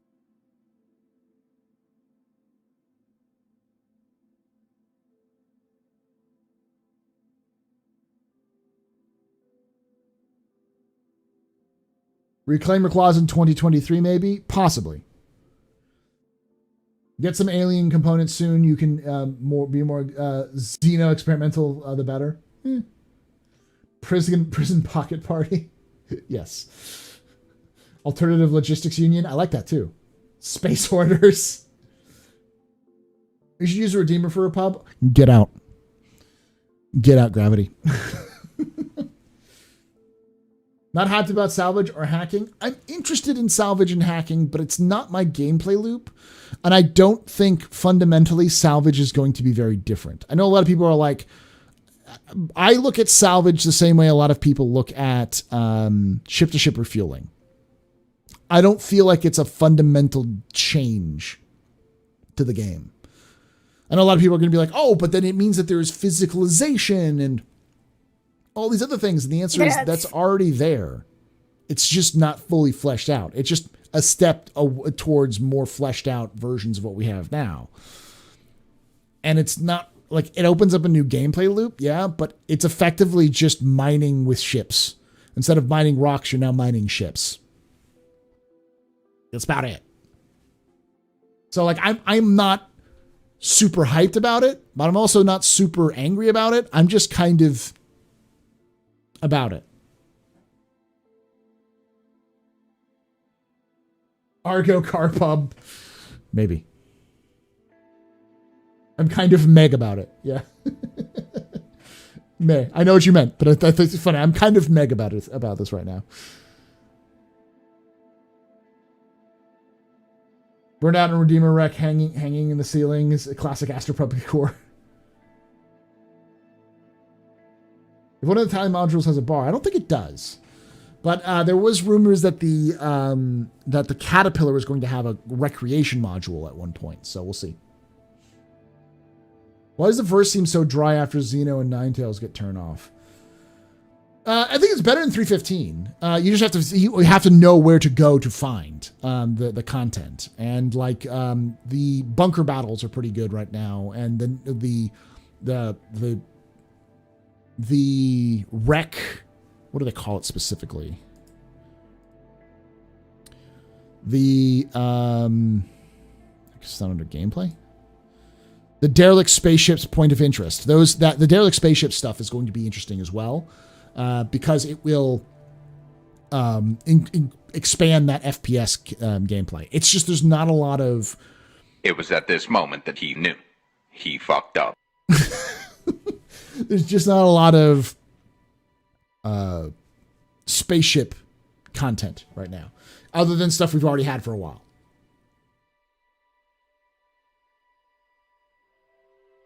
Mining Quantum is good, but it's not really exciting. It's not really dynamic. You know, like when Ninetales shows up or when Xenothreat attacks, when those things happened, it felt visceral and real. Everyone was excited. Everyone was going out and doing something. When you don't have an event in game, it sort of kind of feels kind of thing.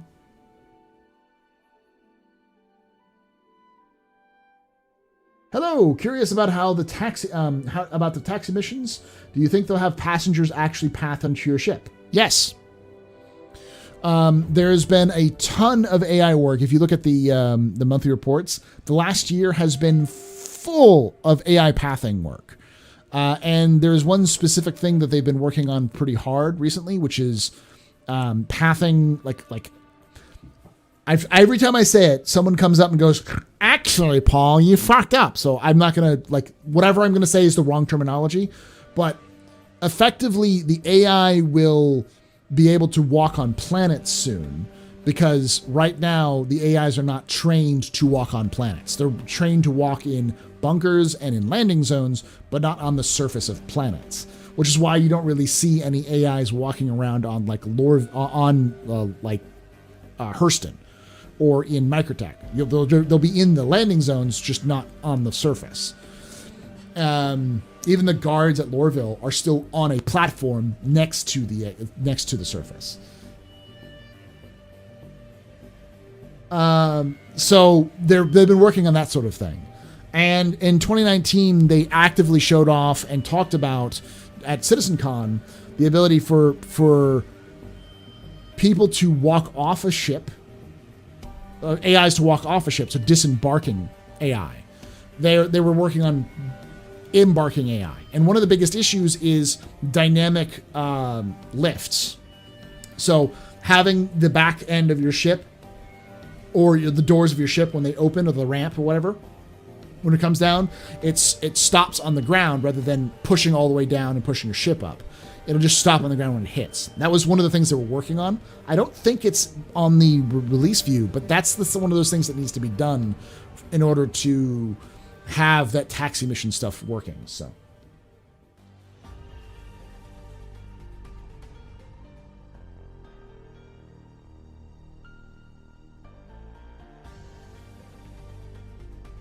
Yeah, I just chased me down hallways and into bedrooms on 8-9 mission. I shat my pants. They do that.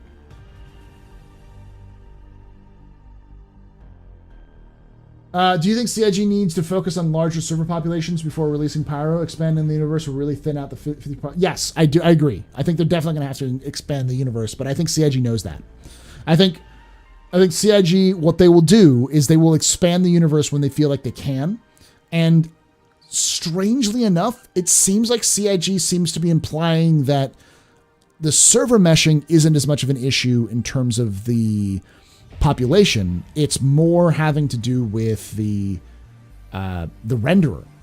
But the renderer is the thing that's holding up a lot of populations. I don't know if that's true or not. I don't know how that works, but it seems to be a lot of things seem to be pointing to the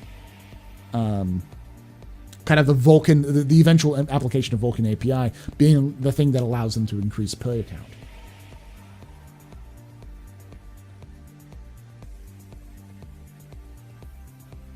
So what is your take on NPC taxi mission? Will they just kill the NPC, or you might have, crime stat, but you're outside of monitored space?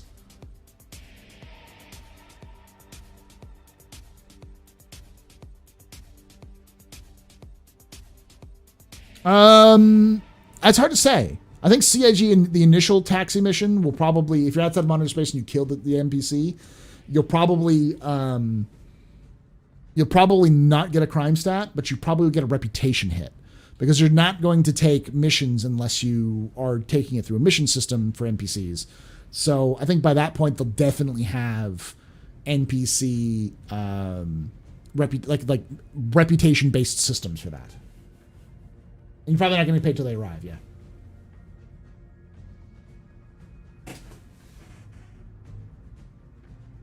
Will taxi missions also bring in VIP transport? I think it's the first step before it, yes. I'm really excited about it because it also means, in my mind, taxi missions increases the amount of stuff we can do. It also means that Phoenix and the 890 Jump and the 400i, those ships are going to start to have more of a purpose, because some higher ranking transport missions, the ones that pay the most money, will probably require some level of luxury, and they'll probably have an opinion of what luxury is. So if you take them in a like a Cutlass, they're not going to have a high value, or like have a high opinion of you and have those kind of problems. So, and I think it'll also open up for more passenger missions where you're not just taking an NPC, you're taking 7 to this location, and they don't care what they're doing. You're just getting paid by the head, sort of thing, where you can either take one VIP to go do all of this bullshit because he's rich and he has money and he wants you to do things, or you can take 7 people that'll give you the same amount of money from point A to point B because they need to get there and they don't care how to get there. They'll lay down in the back of your Cutlass, kind of thing.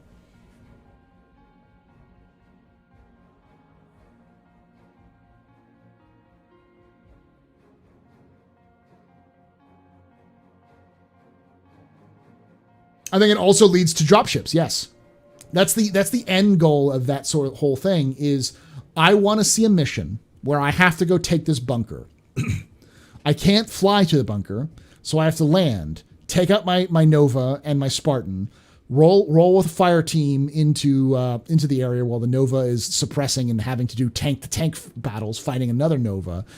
Then finally, when you clear out the defenses, your team disgorges, goes into the bunker, fights tooth and nail to take the bunker, defends against waves of enemies, and then has to come back out of the bunker and fight off a counterattack as a ship comes, as a drop ship comes down to drop off and bring out more troops. And if you're smart enough and you have somebody else who can fly around in the fighter and take out those drop ships as they come down, that is like the end game level for me for bunker missions. Like when that can happen, bunker missions will be complete in my brain. That's kind of, you know.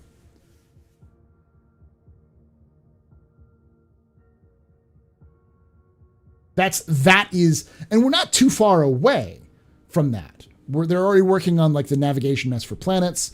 So when that's done, we may have like people wandering around outside of bunkers to fight you to try to come in. The ship, it won't be too long for them to be able to use ground vehicles after that. And this whole like NPC taxi stuff is the start of that progress to having an NPC show up dynamically with a dropship, drop off troops in the battlefield and leave or deal with that kind of stuff, which is not too far away either. That's probably more like a year or two away, but where the other stuff is much closer. But that's cool. Like that's cool. Sounds like the Years of War, except for with NPCs, where the players are fighting NPCs rather than players fighting players.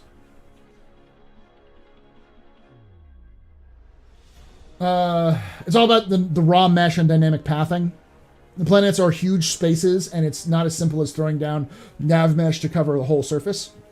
That's why they've taken so long. Yeah, I knew it wasn't like, because I think AI, you could usually take NPC AI and say, this is the area, like this type of ground tile you can walk on, and these type of ground tiles you can move around.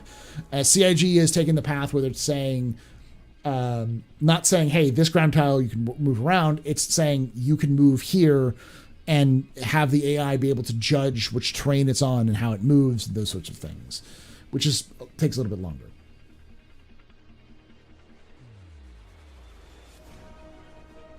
All right.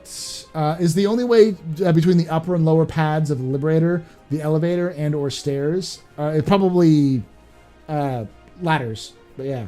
There's usually a ladder next to all of the elevators now, so you can be able to walk up and down, climb up and down those ladders. How effectively will you get stuff to SCU to cart between two areas? Probably not that easily. Do you think we'll get something similar to the way handless passenger missions will actually physicalize? And yes, I think actually physicalized NPCs will be the first part of it. I don't think it'll just pop an NPC into existence for that. No. The way Elite Dangerous handles passenger missions, it's not going to be like a pop into existence like Elite, but there will be a physicalized, yes. It sounds like Jumptown, kind of, but with NPCs. That's the key. It's been beaten to death a few times, but how do you feel about CIG dev calling the Odyssey not just a Carrack competition, but its killer? As a Carrack owner, I feel personally attacked. It's hyperbole. They could do criminal missions when they just drop off a load of Ninetales. Yeah, exactly. Like that's the thing. It's having criminal missions where you have to, maybe even a mission where there's a defense mission where there is a bunker that's being controlled by the side you're trying to help. And you show up and they're being attacked by, waves upon waves of enemies. And you have to bunker down and you have to deal with Novas coming at you and ballistas firing rockets at you from a distance. And, getting strafed by Ares, and you have to shoot, split your battle between air defense and ground defense, those sorts of things. Would MSR be a good smuggler? Yes, but not quite yet. It has a huge cargo bay, which allows it to do a little bit of everything. And it does have that shielded area, but it's not bad. It's just a little big. I think when we start getting the way to because I think the smuggling will probably look more like you have an Aurora And inside the Aurora, you have a shielded container or a spoofed container that says something like space potatoes, but in reality it's drugs. So when anyone scans you, they just see space potatoes and a bunch of other junk that's in your back. So they're just like, it's just an Aurora, let them go. That kind of thing. You're in Mercury. Oh, you've got info running. Oh yeah. We're running these messages back and forth because they don't have comm array in the frontier. They scan it and they go, oh yeah, it's nothing. And like the cargo you have is like space beats. They're like, yeah, give me your crate of your space beats and then I'll let you live. And you're like, cool, here's the space beats. But what you don't know is the thing that's labeled shit, that's labeled like manure, is actually, filled with high value illicit goods. And then you can, fly away from the pirates after you paid them off with your space beats and make some money. Like, I think that's how smuggling is going to work more often than not. Rather than having dedicated smuggling ships, figuring out clever ways of slipping illicit materials into otherwise mundane transports.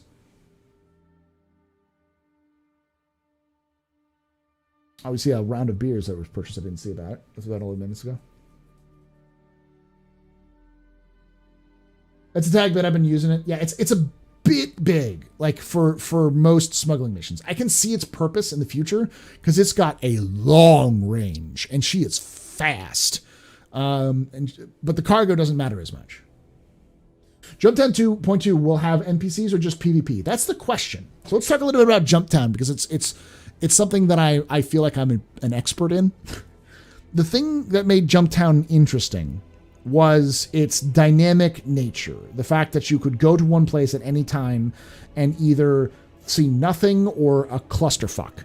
And it would drive people there to make money, but the people who were there to make money were different from the people who were there because they wanted to kill other people. And because people knew that people were there to kill other people who wanted to kill other people will show up to fight those people. So you have like the Care Bears, the people who just want to trade. You have the people who are there to protect those Care Bears because they want to be all, paladins, knights in shining armor.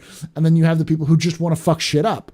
The chaos agents who want to be there and fuck shit up. Like and all three of them are there for a different purpose, but they're all there for their own purposes.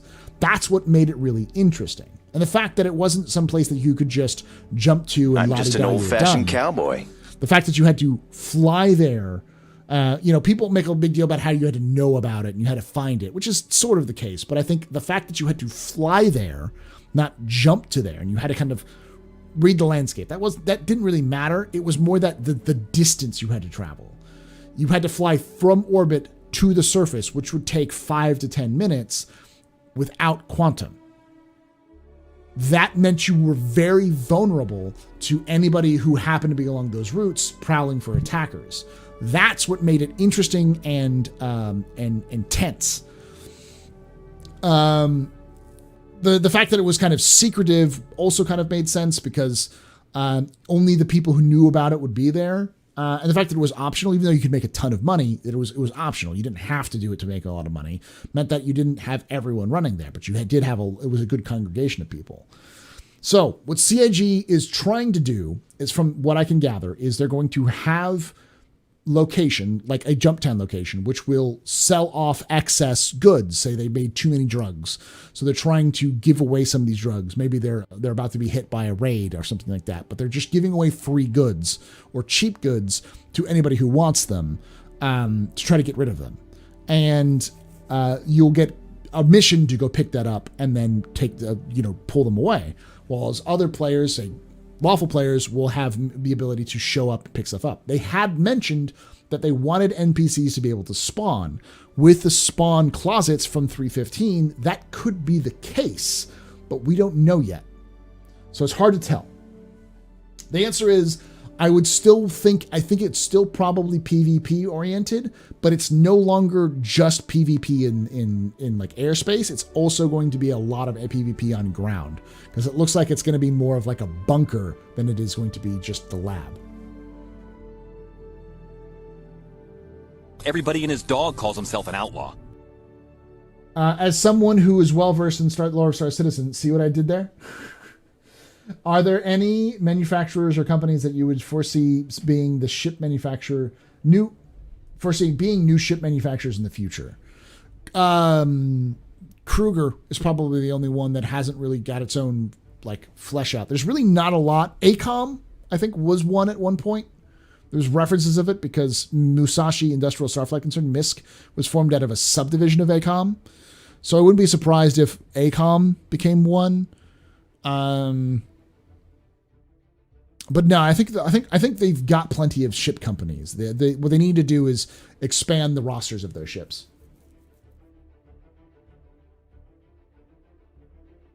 Yeah, and Kruger has been very adamant that they want to increase their, like in lore, they're very much kind of an up and coming company. So it would make sense if they had like a civilian ship of some kind.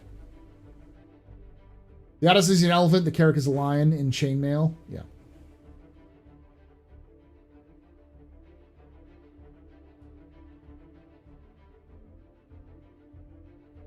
Is MSR going to get another entrance? We don't know. I upgraded my Carrack to a Polaris a long time ago. It's not a bad choice.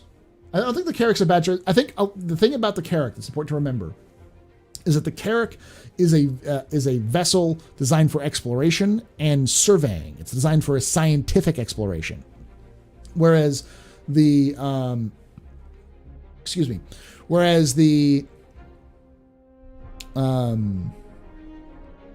keep forgetting the name of it.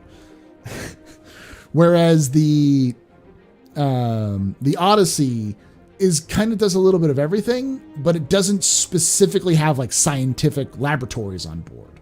So it will probably fall down when it comes to actual scientific exploration, because it's more of a resource exploration ship than it is a scientific exploration ship. Kruger will do a racing ship. I could see that. Yeah, for sure. Racing ship or an interceptor. Though I think a civilian ship, because they seem to be needing a lot more civilian ships. I don't know what kind of civilian ship, but...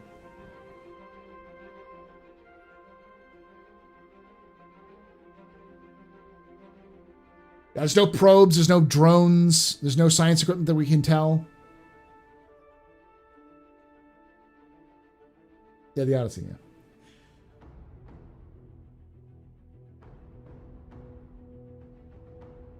Helonium. Helonium. For cargo, we need to get a forklift or retractor beams to load one by one, or filling ship containers could get annoying. Yeah, we're gonna get. They actually showed off a hand tractor beam that's like a two-handed, like gun almost, but it's a tractor beam that can carry like up to those much bigger SCU crates. So we're definitely getting that. J. John down to the Copium Wars.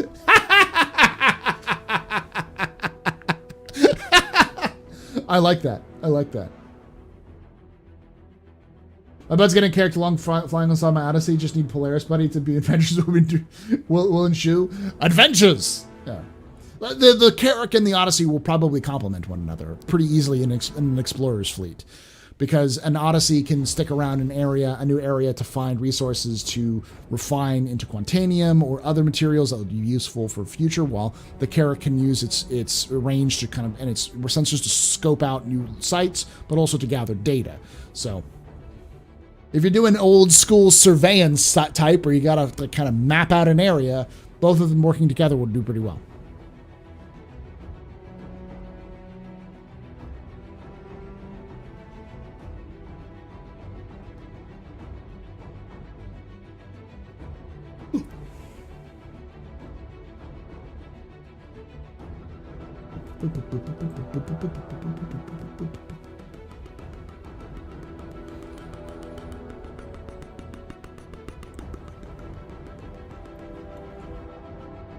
Maybe the captains, Carrack captains, can sell maps to the Odyssey captains to find sweet rocks. Possibly. Things like the Odyssey could probably do that themselves as well, but I think Q markers are for hidden are still a good idea. I just think they need to base it on the rep. I could see it on rep. I think having some sort of quantum dampening, where like you can have a marker for where the location is when the mission shows up, but you can't quantum there, would make sense. Yeah, jump point maps. That's true. Do I think ship blades will be a thing in this year? No, not this year. We've got less than a month left. Are you talking about 2022? Maybe. I don't think so, but we'll see.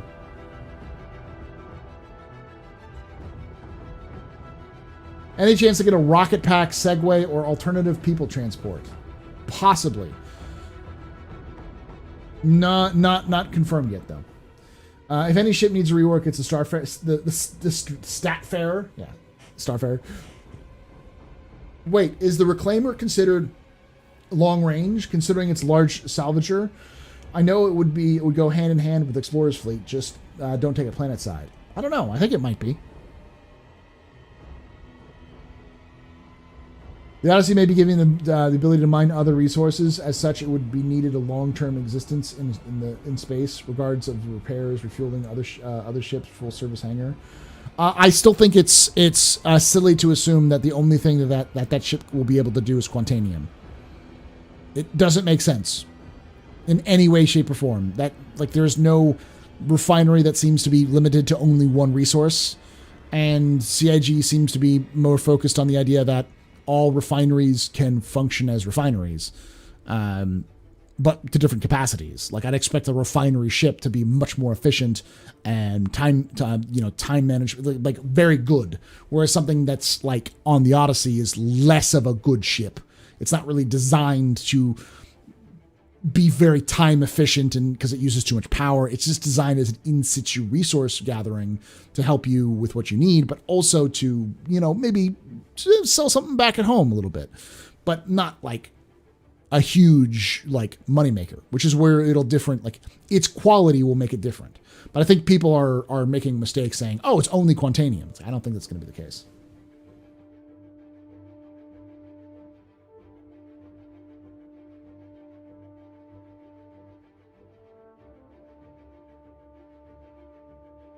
I don't think it's made to mine. It has the ability, but it's not going to be its main thing, in my opinion.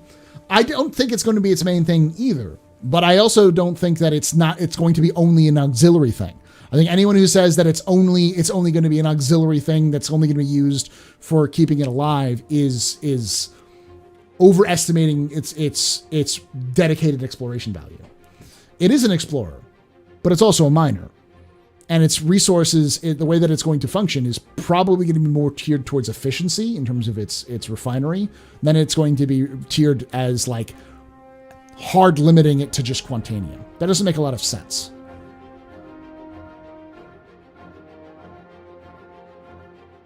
No, I mean, if you're going to get an actual miner, you're going to get an Orion. That's what it's designed to do.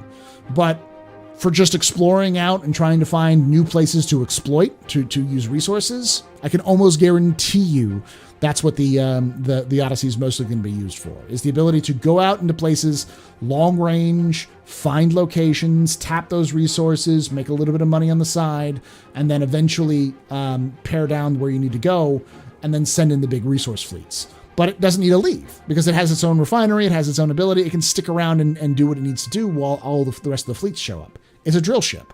A drill ship is very rarely used to tap entire oil veins, but it is still used to start a little tap.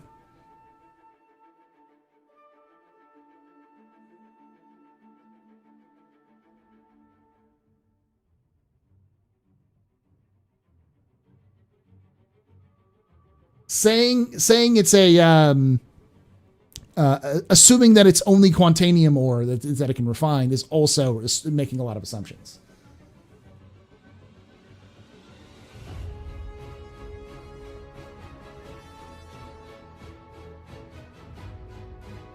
Because it would be the only ship to... we're having the same argument, ostentatious, that we've had before. You disagree with me, I disagree with you. We're going to leave it at that. I'm not going to bring it up again.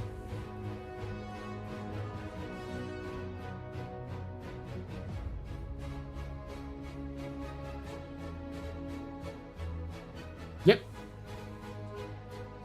And I will say this. If CIG ends up force making it only Quantanium... I will highly disagree with that stance, because it makes no sense to have that only Quantanium and then the Starfarer be the Starfarer. Starfarer have everything. I think it's a much better idea for it to have that as it can refine everything, it's just not efficient. Because it's not designed to be efficient. It's designed to keep itself alive. ISC didn't say anything. That's the problem. ISC said it does refine quantanium. It didn't say it only refines quantanium. Don't walk it back now, Astro. It would be very rare for them to say that. That's what I'm saying. Based off of everything they've said so far, it doesn't seem like the refinery is like that. And if that was the case, if CIG said that, I would be very surprised.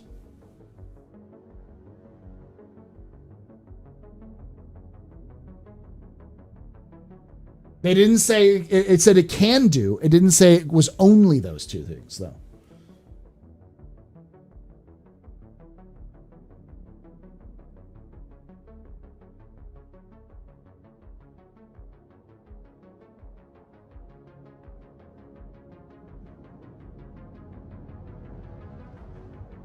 If I'm wrong, if you're wrong, ostentatious, you're subscribing to me at a $25 level. That's all I'm going to say.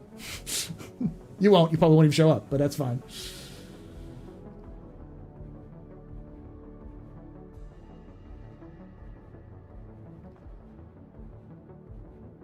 Well, the refinery is piped out without access for one. It can refine everything. You can just load gases and liquids.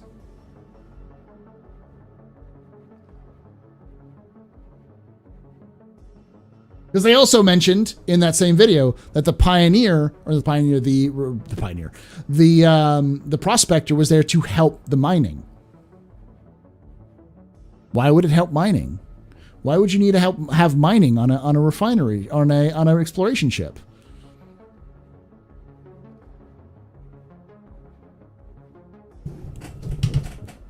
Huh?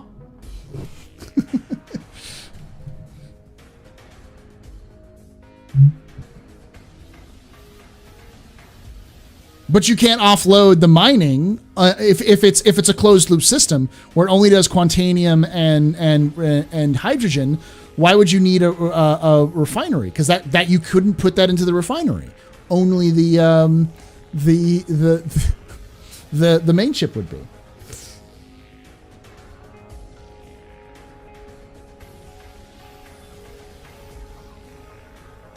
But why? Why would you need that? That sounds like it's a mining ship suddenly there, ostentatious. I thought it wasn't a mining ship. Why would you need to be able to hold the mining saddlebags of a mining ship if it wasn't a mining ship?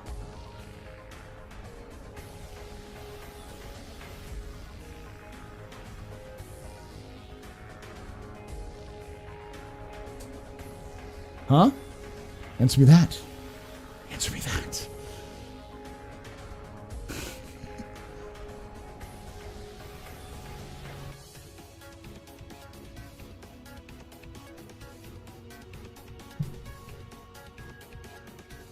So the Starfarer can refine everything? Last we heard, yes.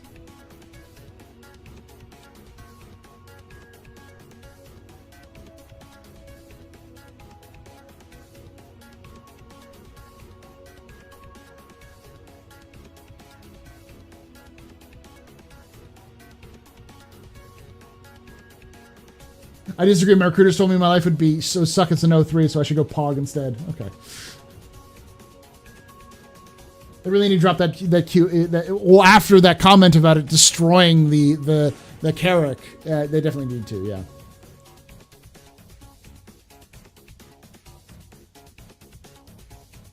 Yeah, it has a size 2 mining laser, which is the same that's on the Mole. The one that's on Prospector is size 1. I think the hangar is one of the key elements of the Odyssey. The ship you can take can adjust its purpose for the expeditions. Exactly. I think that's kind of the whole point. If you want it to be a mining, a frontier mining vessel that can kind of deal with those sorts of mining things, you bring a prospector along. If you want to do some surveying and scanning of an area, you bring a terrapin along or multiple terrapins. If you want to do, if you're in an area that's a little bit more dangerous and you need to do kind of some scouting for maybe like a base, you bring like a saber along. Like that's its big thing. They even said that the whole ship was built around the hangar. So the idea was the hangar came first, the ship came later.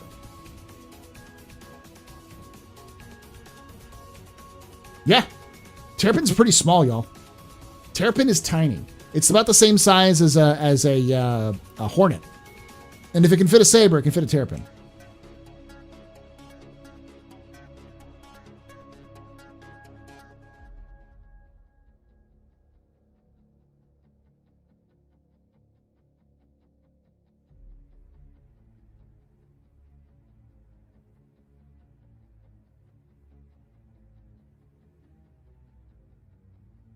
What do they call the Starfarer? Heavy refueling if it can do everything? Because it's not designed to do everything. It's designed to do refueling, but it can also refine other materials. No, yeah, I think it's Crew L5 or maybe HL5. I think it's Crew L5 is where you can do some of the drugs selling. The other one is, the only other place is Grimhex. Grimhex is the only other place to do it. Hey, Greatwood.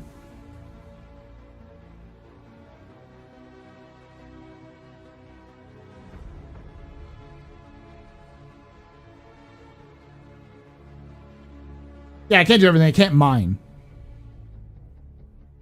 It's not really designed to refine, but it can. It can refine everything, but it can. It's just not its main purpose. Its main purpose is refueling.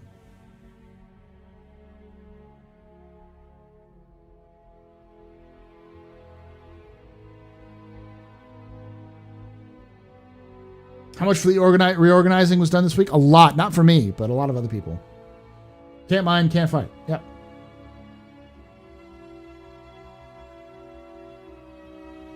Where do you sell? Oh, yeah. You can sell drugs at R&D Orinth too, right? Nope, they removed that. R&D Orinth is dead. I'm going to make a little meme about it in the next Smuggling's guide with some with some bagpipes and everything. Mines.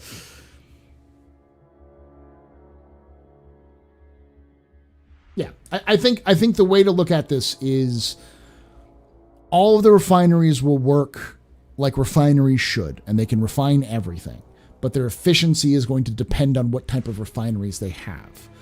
The refinery that's going to work for the Starfarer and the Odyssey are not really designed to handle large amounts of other types of ore. They're designed to refine quantanium and hydrogen, but they can refine those other things. They're just not as efficient.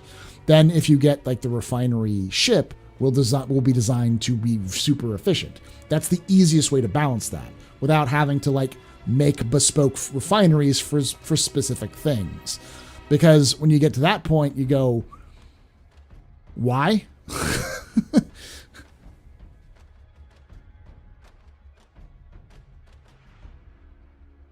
Game design? Yeah, basically. Do the drug labs allow you to purchase items again? Only specific ones. So so let me go over this because I'm going to go over this in the Smuggling and the Smuggler's Guide. There's only a handful of locations which you can buy drugs at now. There's only one drug lab per location. What used to be a lot of the places that were essentially drop-off points are no longer drug labs. They're just drop-off points. So you can't buy anything from there. They're just essentially dead drop locations. But like Jump Town, private property, I think. I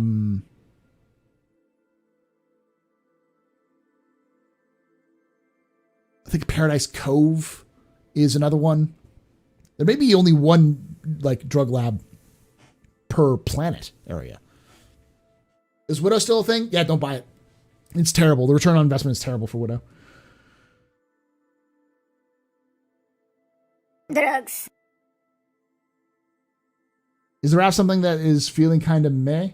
No, the raft is... The reason why it feels meh is because its entire gimmick isn't there anymore. Isn't there yet. Its gimmick is reloading and unloading itself.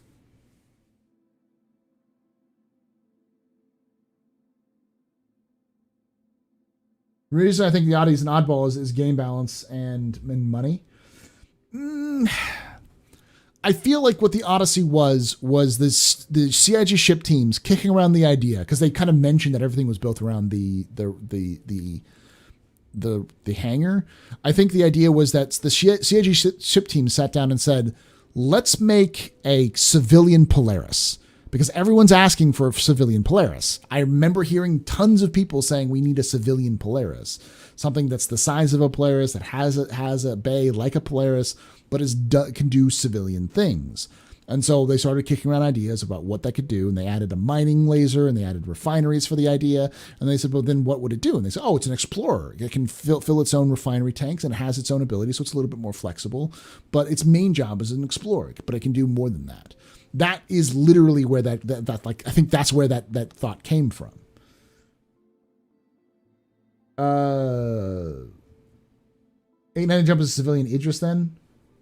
Yeah, it's not uncommon. What do you think about the comments of server meshing phase 1 coming before the end of the year? Not this year, next year. They've already said that.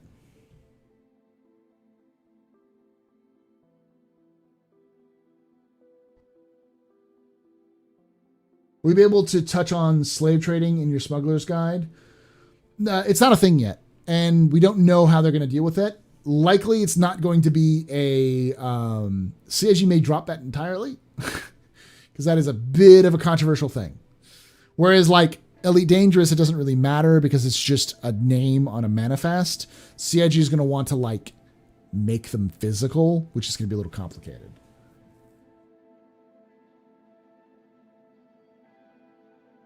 But let's not step on ship's toes and making the king of everything.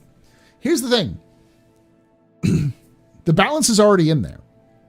If you want to take vehicles, you sacrifice cargo bay. If you take cargo, you can't take vehicles. But maybe you can put some vehicles on the landing bay. Well, now you've sacrificed your ship, your deployment ship. Or you put the material on the hangar and in the vehicle bay, which you probably can do. Probably not designed to, but you could probably do that. But now you sacrifice everything for cargo. Its limitation is its cargo.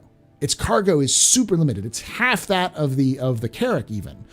And it shares all of its cargo with its other 3 main features. So it has a little bit of a balance there where you won't really use it for cargo missions, and you can use it for exploration missions and for like gathering resources, but because its cargo bay is so minuscule, it's really not valuable as like a miner. It's more valuable for its role as a mining and refining ship that can go very far. It can do both of them at once. Not efficiently, not as efficiently as if you bought a refining ship and other mining ships, but that's the whole point.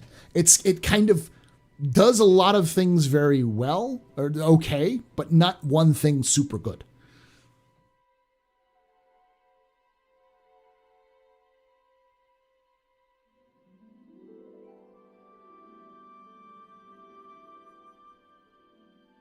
No. It can stack up in the sides, but if you fill the whole cargo bay up, it's likely going to fill the whole cargo bay up, and you will probably lose a significant amount of cargo if you have a vehicle, because it seems like the height is pretty tall, so it relies on stacking. So if you put a vehicle, then it'll block that whole stack, which could be 100 plus SCU of cargo.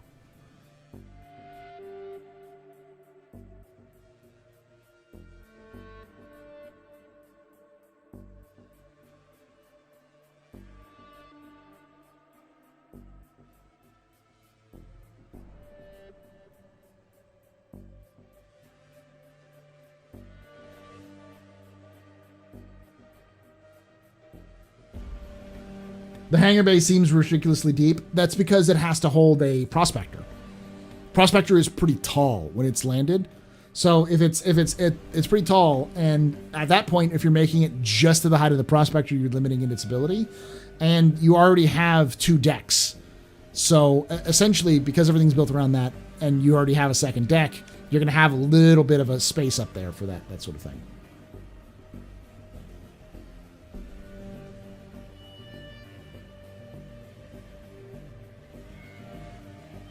My Ursa fits in the max, kinda. Yeah, it does. Do I think CIG will make player damage more involved, such as if you're headshot somebody, you can loot the helmet and it'll be damaged? I think so, eventually.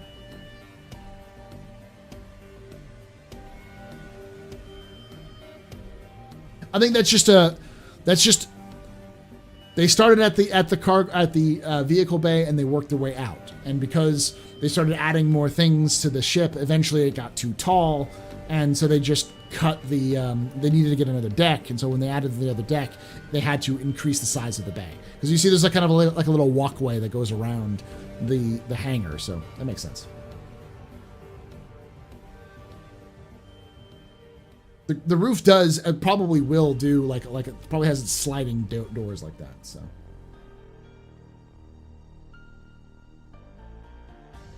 The issue with the cutting in the Freelancer is its width and length, not necessarily its height.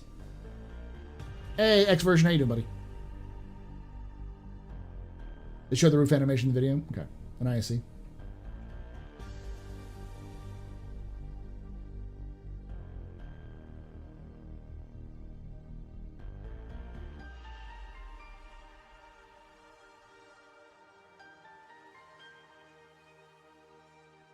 The biggest ship to fit in an Odyssey? Probably a Prospector.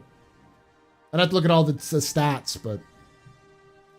any predictions for the next big ship concept? No. Okay. I still suspect this is going to be a thing. I think we will see a small to medium shop ship. The Banu Merchantman and the Privateer are huge ships, and they're the only ones that have kind of dedicated shops. Like,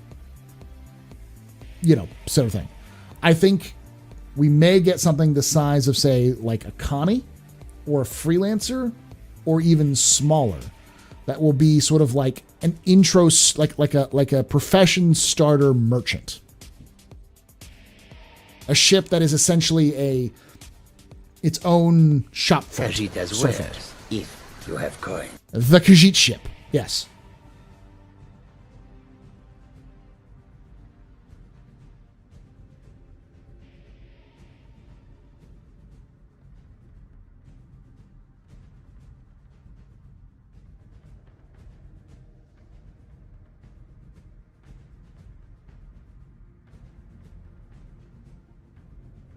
Well, restaurant / bar. I own a merchantman, and my dream is to run a restaurant. Yeah, restaurant bar, yeah. Player physicalized armor is likely to be a thing with degradation and whatnot. Yes, probably.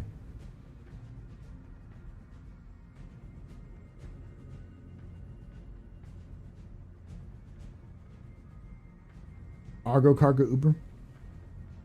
Possibly. MISC needs these ships are focused on what they're designed to do. They give you what you need and not what you want. That's Origin. Yeah.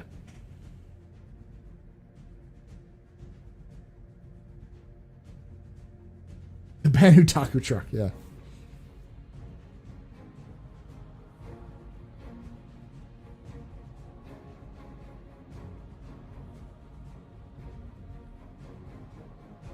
And the problem is the term and slave is a pretty loaded term socially. It works in narratives where like you have to kind of deal with that. You have to tackle that narrative. You have to handle that narrative very carefully. And especially when alien species are stand-ins for human cultures, like they often are, and like Star Citizen isn't 100%, but it definitely has that element. The idea of having, say, like the Banu be like a slave trading people is you could tread on some racist, stereotypes there, especially old stereotypes, because the Banu's closest kind of cousin in terms of like where the idea originally came from was Bedouin merchants. And there is an old racist stereotype that comes about that Arabs were like slave traders. They were like kidnapping and selling Christian women and children off to slaves as slaves, sort of thing.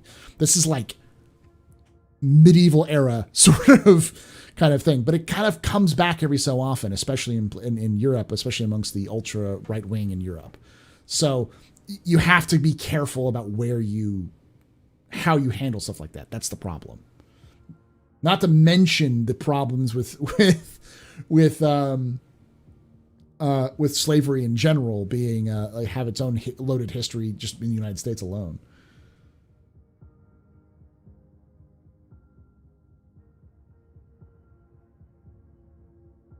yeah, it becomes, do you want to put it in the narrative? Is it worth enough?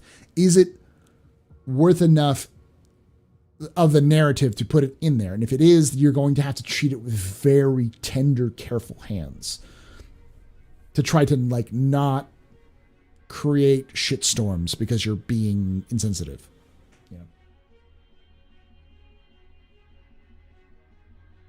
Any plans to put on a Smuggler's Guide for 315.1? Yes, next week. I hope. We'll see. Because I have to kind of talk about how R&D at Ornth is dead, how Grim and Crew L5 are the only stations you can really use now, the updated Crusader Cross, and like the new stations that you can use.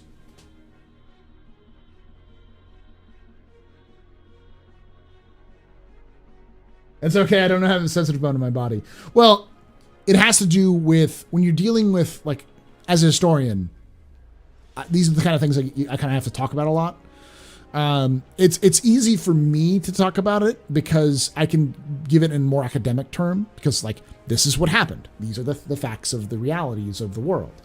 And but, you know, when you have people who have to live that reality or have to deal with stereotypes that come from those realities, it's a little different. And you want to try to, the writing team is very careful about those sort of things. And they want to make sure that when they write something, it's not going to come off as them just being ignorant white people, if that makes sense. They want to try to be as gentle with the narratives so that they work, that they're fun, that they're engaging, they get the points across that you want to get, but also try not to piss people off unnecessarily, you know?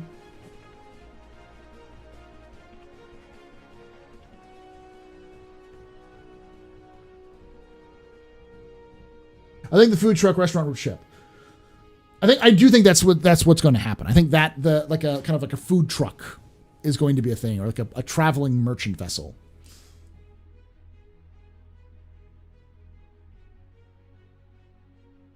We do know that the slave trade is a big plot element in Squadron 42. Last we saw, because there's that the vertical slice. At the end of that vertical slice, you free Agent Trejo, and with her you try to stop slavers that are operating on that moon.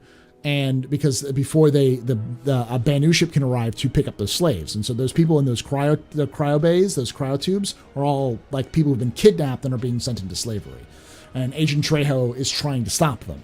So, like, that's part of the narrative, at least.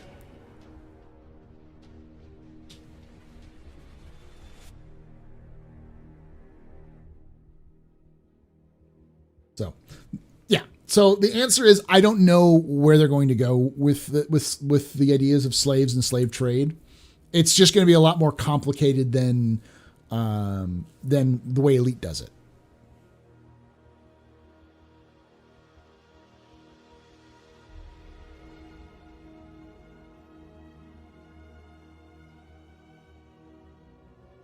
Do we think we might see a Regal / Castle style, city style LZ at some point, considering we'll be both in the UE and Terran jurisdictions at some point in the future? Picturing something like Naboo or Coruscant. Not sure if the Terrans would have it, but not right up in the lore. Possibly. I mean, the closest we may get is future castles, which is just like old, grandiose, like epic style fortifications. Which would be places like Castra, maybe. Sherman. The city of Sherman might have something like that.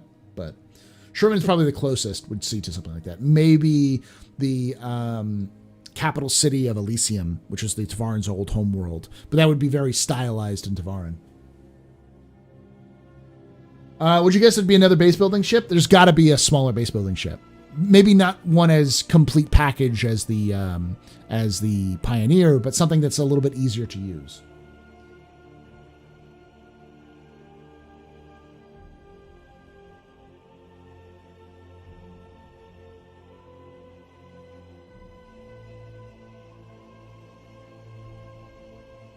A pot delivery system? Yeah.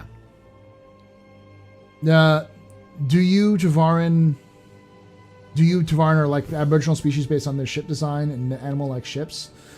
Sort of. They're kind of a stand-in for Native Americans. They're a stand-in for, the reality is the allegory that the Tavarans face is similar to the Germans, almost. The Tavaran are the stand-ins for the, they're the stand-ins for the Kilrathi. Like, if this was in the Wing Commander universe, the Tavaran would be the Kilrathi. And the Vanduul would be some new species of baddies. They're kind of like a stand-in for Aboriginal peoples, nomadic peoples, peoples who conquered peoples who have lost their culture. The Great Purge is very similar to the what had happened with the New World in places like the Aztec Empire, where the Spanish came in and burned lots and lots of information that was stored because it was heresy, heathen stuff, and they wanted to convert the natives. So we lost a lot of information from that, but stuff like that. Later night, are you cool? Thanks for hanging out.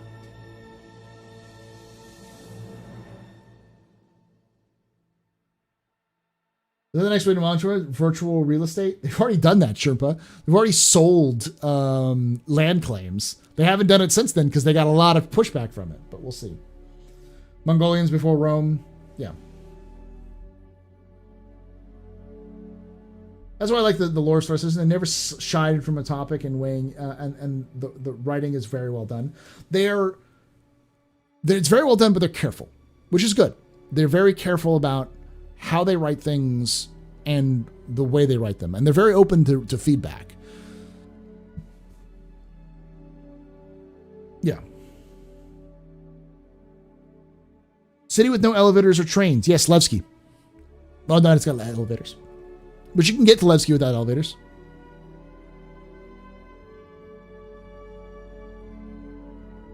No, you can't get into the inner cities without elevators.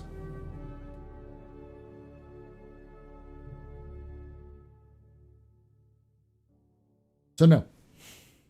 Tavaran are analog to the Carthaginians. Yeah, that's true too. Historical analog is the Carthaginians because because they did two wars with humanity and lost both times, and Corathal is Hannibal. Yeah, that makes sense. I completely bought that. Yeah, that's the original connotation, but I think pulling a lot of other ideas out there. That's the reason why these things are very loose. Like, the Tavarans started off as the Carthaginians, and the Banu started off as the Bedouins, and the Xi'an obviously started off as the Chinese, like the Han. But over time, they've developed and changed into their own unique people or unique species, what still has some of the elements of those things. I still think it was a mistake calling them the Xi'an, which is literally the name of a city in China. The Banu is a little bit more subtle because Banu is a name that actually comes from it's a Bedouin name, and a lot of people say, oh, it's like the Bantu. It's like not really, kind of, but hey, Pappy.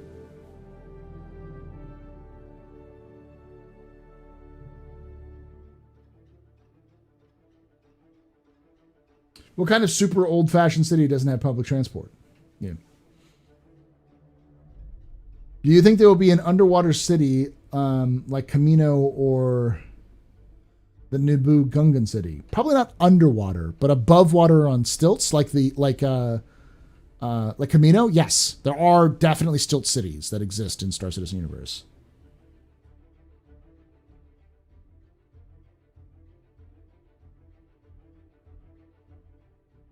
The Bedouins, yes. They're based on the Bedouins, yes. But the Xi'an Chinese comparison is very obvious. They're probably more like a combination of the Chinese and the Persians originally. The Seleucids was, but the fact that they used the fucking name of a Chinese city is the species name. Whereas The Tavaran, I don't even know. It might be some reference to some Carthaginian name that I don't even know about. But the Banu, if you look up Banu, Banu is a name amongst Bedouin peoples. It's like a last name.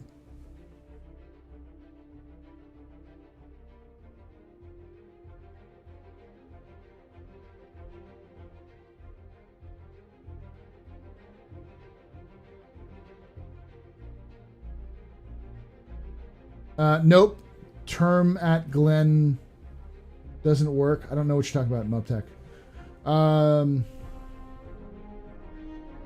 Will all players be able to create their own bases? Possibly. So land claims are something you can get in-game as well. They're not going to be something that's just exclusively to pay. But you don't need a land claim. You don't need a land claim to build. The land claim just gives you the rights to that area. And it only works within UE space. It's a little complicated.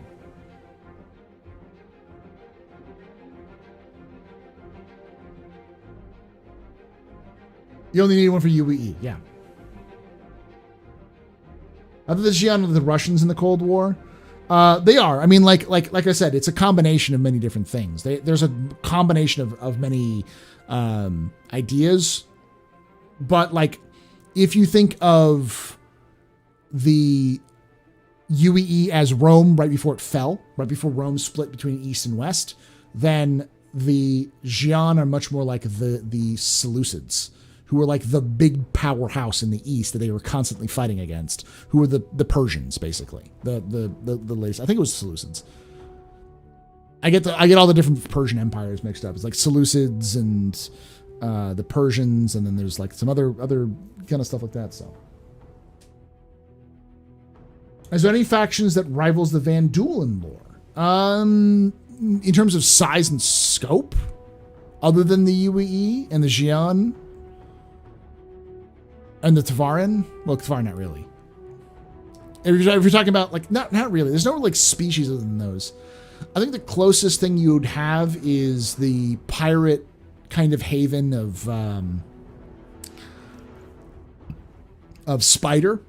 Is probably the closest in terms of threat to the UEE.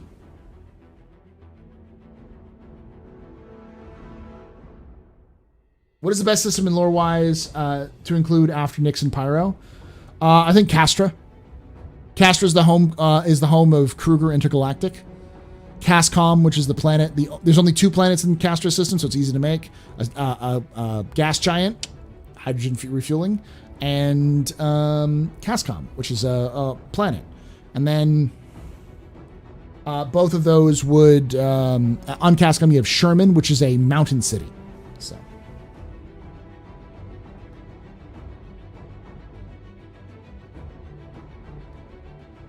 Vega is too far away. It's interesting, but it's too far away. Vega is like 3 or 4 jumps away from where we are now. So you need to add a bunch of other systems before you can add Vega. But Castra makes sense because it has a connection to both Nyx and Pyro.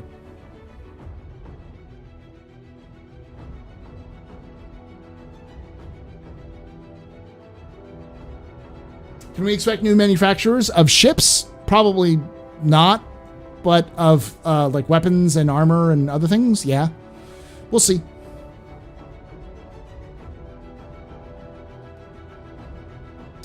Let's just talk about what does this talk about Death of a Spaceman? Okay, so Death of a Spaceman is the first real fleshed out gameplay feature that we were ever given. Death of a Spaceman effectively says this: every player has a certain number of lives. Once you are out of those lives, or as you lose those lives, every time you regenerate in game. They actually have a whole lore piece which I got to put together for to talk about it. Once you've run out of those regenerations, then as you're running out of those regenerations, your body will degrade. So you'll eventually regenerate without a hand, or with a malfunctioning hand. So you have to get a cybernetic hand or a cybernetic eye or something like that. Your body will start to show the wear and tear of so many times you've been regenerated, and eventually you will have the big death, where you just can't be brought back because it's impossible to bring you back because there's too much trauma that is built up. And when that happens, you have to essentially re-roll a new character. That character will then inherit all of the stuff that you had before, but at a minimal rate. Like you may have to pay things like inheritance tax. So essentially you won't get 100% of all the money that your old character had, but you'll have maybe like 3/4 of it. And you also lose reputation. So you won't have all of the reputation your old character had. So effectively there is it's essentially a permadeath situation. It's not actually permadeath, but it's like permadeath. It's like a light permadeath. You still keep everything. It's still not too complicated, and they're still going to kind of tweak it to make it work. But the idea is that they need to give value to life. They want players to put more emphasis and value on them not dying. Because if you just kind of say, lol, I die, I respawn, whatever, then you start to, like, players will then play the game a little differently. And Chris Roberts specifically said he was inspired by Dark Souls and how Demon Souls, and how they handled life and death. How, like, if you die in Demon Souls, it's not necessarily the end. You can still go get your stuff, but you have to go all the way back and fight through all of the same enemies and kind of to collect your things. But if you do that, if you along the way you've died, you're dead. And you just lost all those things. You got to start over again. You've lost everything you've collected. So there is it's punishing, but it's not unfair. You still have a chance to recover. You still have a chance to not die. That was his inspiration for the whole thing. The idea being, you don't want to die because it's going to suck. But if you do die, it's not going to be incredibly painful, as long as you do your best to restrict that.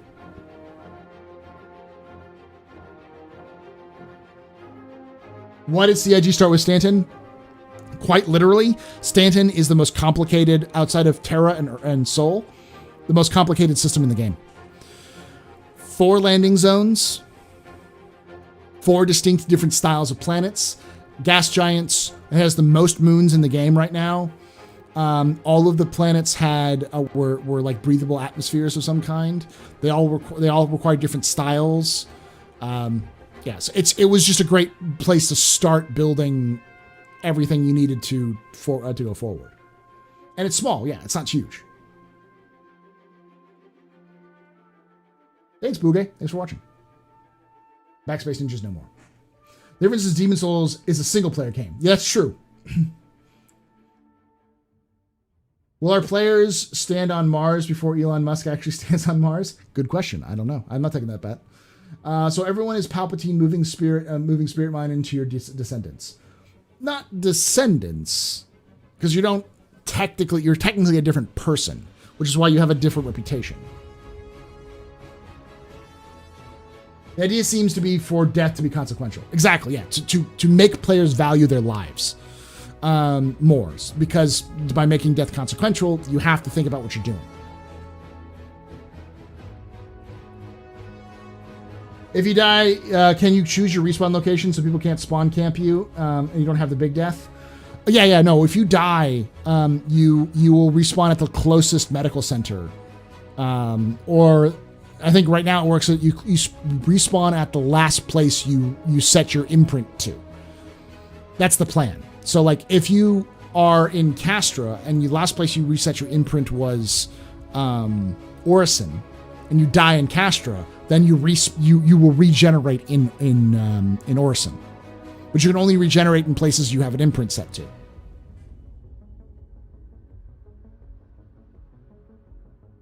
New clone, who dis? You're not really a clone, though, because it's impossible to using that technology to clone someone. You can't have 2 people at once. And you're not really a clone because you're gaining literally all of the information that your old body had. It's like a soul device, effectively. Your soul is transferred from body to body, but that body is the same body you had when you imprinted. It's a very... the CIG's writers did a good job, I think, of incorporating it in a way that made sense, that works in the universe, and is a big deal. Like, they couldn't change the lore the way they did and not make it a huge deal in the story. And they have. So. Can you change your gender when you're new body, maybe even another species? Not another species, but there is readily available cosmetic surgery available in the game. So, yeah, you can make yourself look like anything. Like the Vorta and DS9. I can't remember all of the Vorta from DS9, but I'd say yes.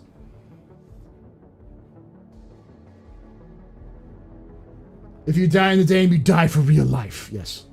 Did you see CIG's ship pipeline catching up next year? Do I see?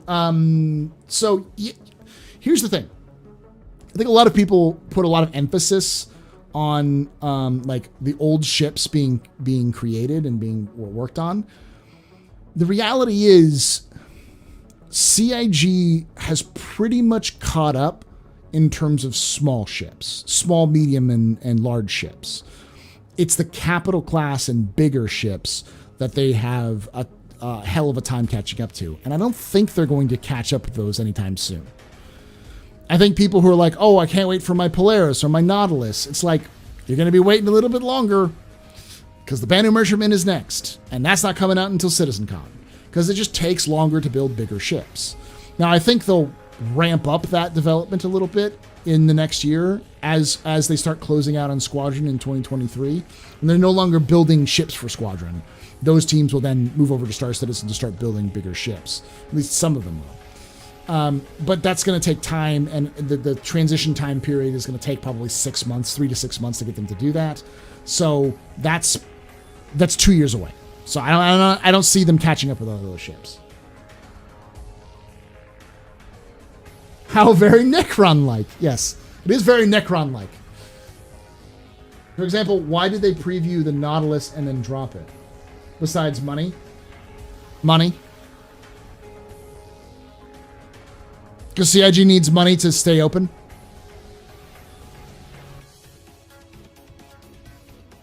And I know I've heard of a lot of people being like, "Well, why do they do that for money?" It's like, well, they want the gameplay aspect, obviously, but they can make money by selling the concept and then building it later.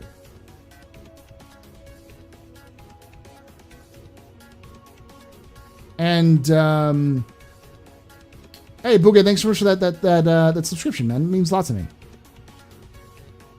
Thank you for that. Seeing a lot of people coming over from like YouTube or from other content and being like, I'm gonna hit that subscribe button. Makes me happy. Thank you, y'all. You actually like me. I'm not just shouting into the void. What was I gonna say? Oh yeah, they like the idea. I think it's cool, and they can make some money selling a concept and then making it later. Okay, thank you so much for gifting those subs to Loken and Nodium and Alenti and Herr Vader and Lord Kalmar. You rock, my man. Thank you. And Norenti, thank you so much for extending your subscription through June. That's awesome. Thank you. That's a lot of stuff. Let's get some beers up in here for all of this.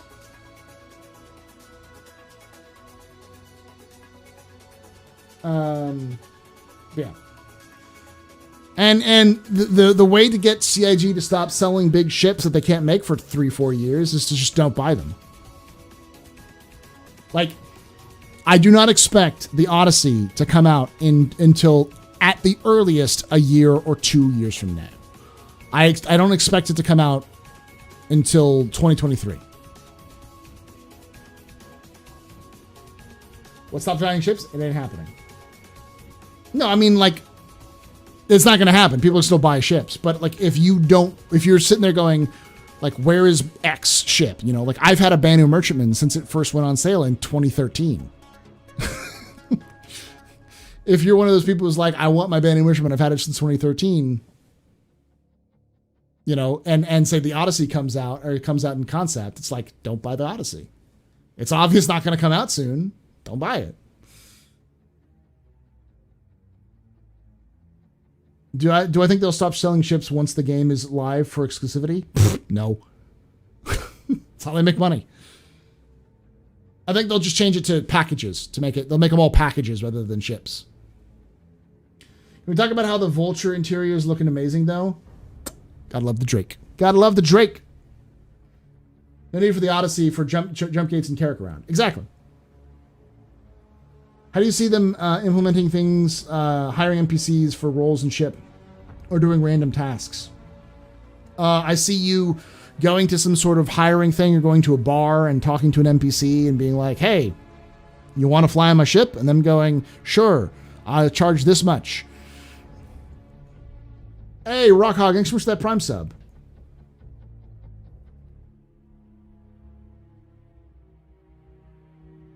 Y'all making me feel bad. Thank you for all the money on Twitch. Putting the kids to bed? Okay. I'm probably gonna wrap this up here in the next couple minutes. But I see the NPCs having their own idle states. They'll do things on their own whenever they want to, and the only way you can get them to do something is to order them. And you're likely going to see something like a comm rose. They'll probably take the system that they're building for commanding other ships or individuals in Squadron, because that is something they've talked about for a long time, about having some sort of system where you can like order your wing members, your wingmates, to kind of attack a target or to defend or whatever. They'll probably use that same system and implement it for ordering NPCs around, either through like comms or through physical person-to-person interactions. But otherwise, you can set them to like probably to do specific things like, hey, you're a gunner or you're an engineer or whatever, and they'll just kind of idle and do those sorts of things when they need to, and then until you tell them to do something else. It's likely not going to be the most efficient, and you're likely going to have to micromanage a lot if you're solo. It'd be cool if they can integrate voice attack officially or something similar. I'd be cool with that too, yeah. Ostentatious, thanks for that Twitch Prime. Paul, think we'll ever get dedicated Drake boarding ships that's totally not for piracy, but instead for inspections? Probably not. That's probably too far along the way. Thank you, Zelfrex, for that Twitch Prime sub. All of the love. Thank you, y'all. Thank you. Hype Train 4. Nice. That wasn't the deal.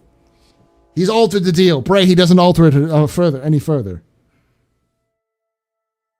Until tomorrow. Buy a round of beers. There we go. You're the NPC that has that tests the ship the ship ramp. Go first.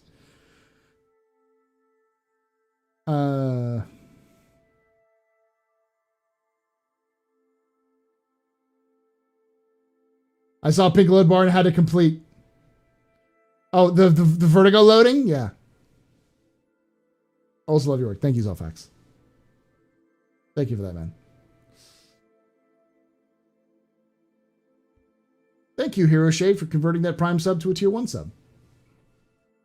Paul, melt my raft for a whole B, yes or no, King? What do you want to do? I hate to say that, it's always the things. Do you want to just be a space trucker? Yes. If you want to be a space trucker who can also unload and load their shit fast, no. Another round of beers.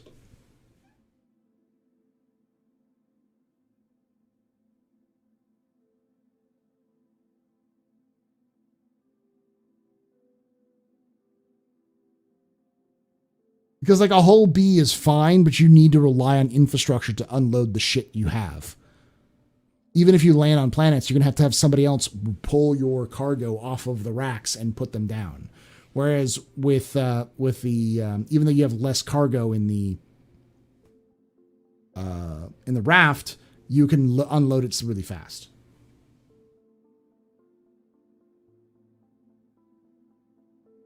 That 30K thing is a godsend, man. Which video will have the freelancer announcement? It was today. I announced it earlier. It was Global P.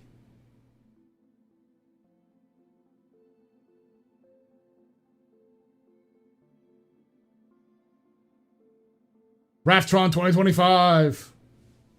Yeah. Oh, so in 3.15 they added what they call the server crash recovery tool. So the server crash recovery tool essentially has what's called a heartbeat, which is like a 2 or 3 minutes. Every 2 or 3 minutes, it updates your status, the status of your ships, all the stuff in your ships, so on and so forth. And then if you're like, say you bought everything, you load in your ship, you take off your ship, and you fly out the hangar, and you start quantuming towards a place, and then you get a 30K. There's a chance that the persistence server has saved your state of where you last were, which will probably be back on the station either before or after you've already spent all the credits on the cargo. But if it's after you spend all the credits on the cargo, then it's still in your ship. So you'll go back to the last station you were, and you'll be able to recover that ship with all the stuff inside of it. You won't have to claim it because sometimes it takes a few minutes for it to register it as a, recover rather than reclaim.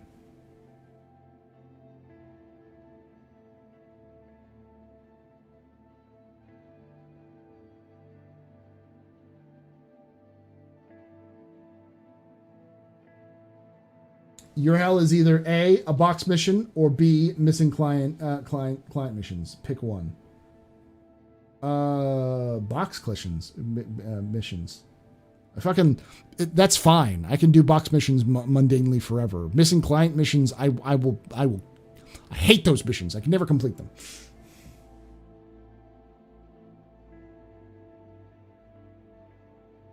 Yeah, you also get 45K for box missions, which is not bad.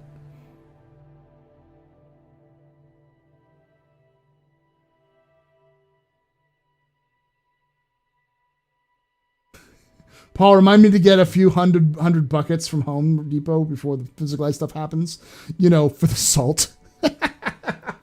You can make a killing on the market. Omicron Prime.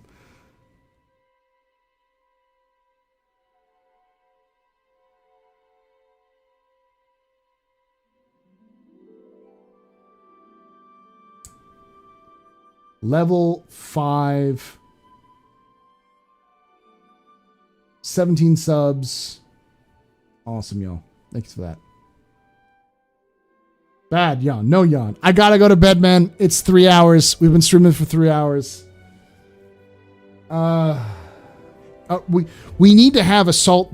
We need to have a ring of salt that's just called the forums. It's called Spectrum. The Spectrum, like orbital ring. I will see you all tomorrow. We're going to be doing some Zero to Hero, or I might be doing a little bit of smuggling. We'll see. But I'm also going to make a quick announcement. So I've partnered together with another crew. And I'm going to be raising money for a group called survivors.org. Now, originally it was going to be tomorrow, but we moved it ahead because we wanted to do some other things. So we're going to be raising money for survivors.org, which is an organization that helps people with PTSD, people who have suffered abuse of any type.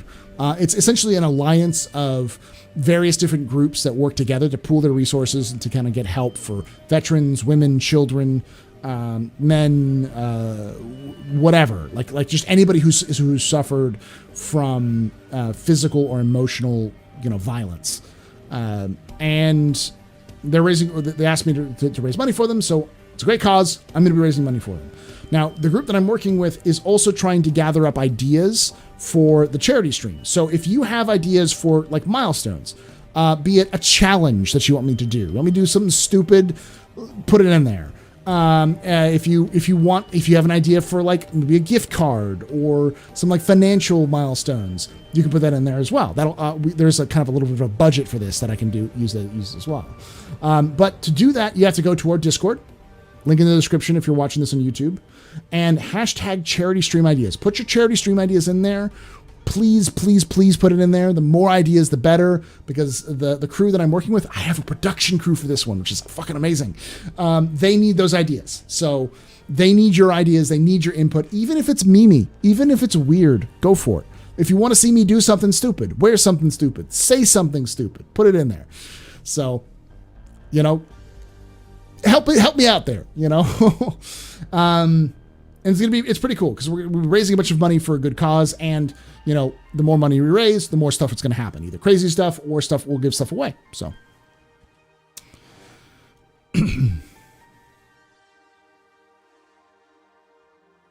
Speak positively about a Redeemer. Will they have viruses and diseases in the game? At some point, yes.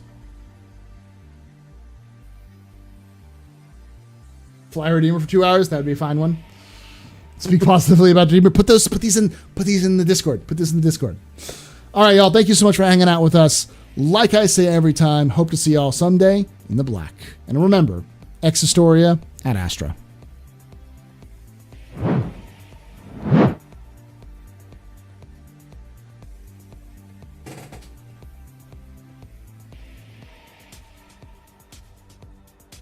All right.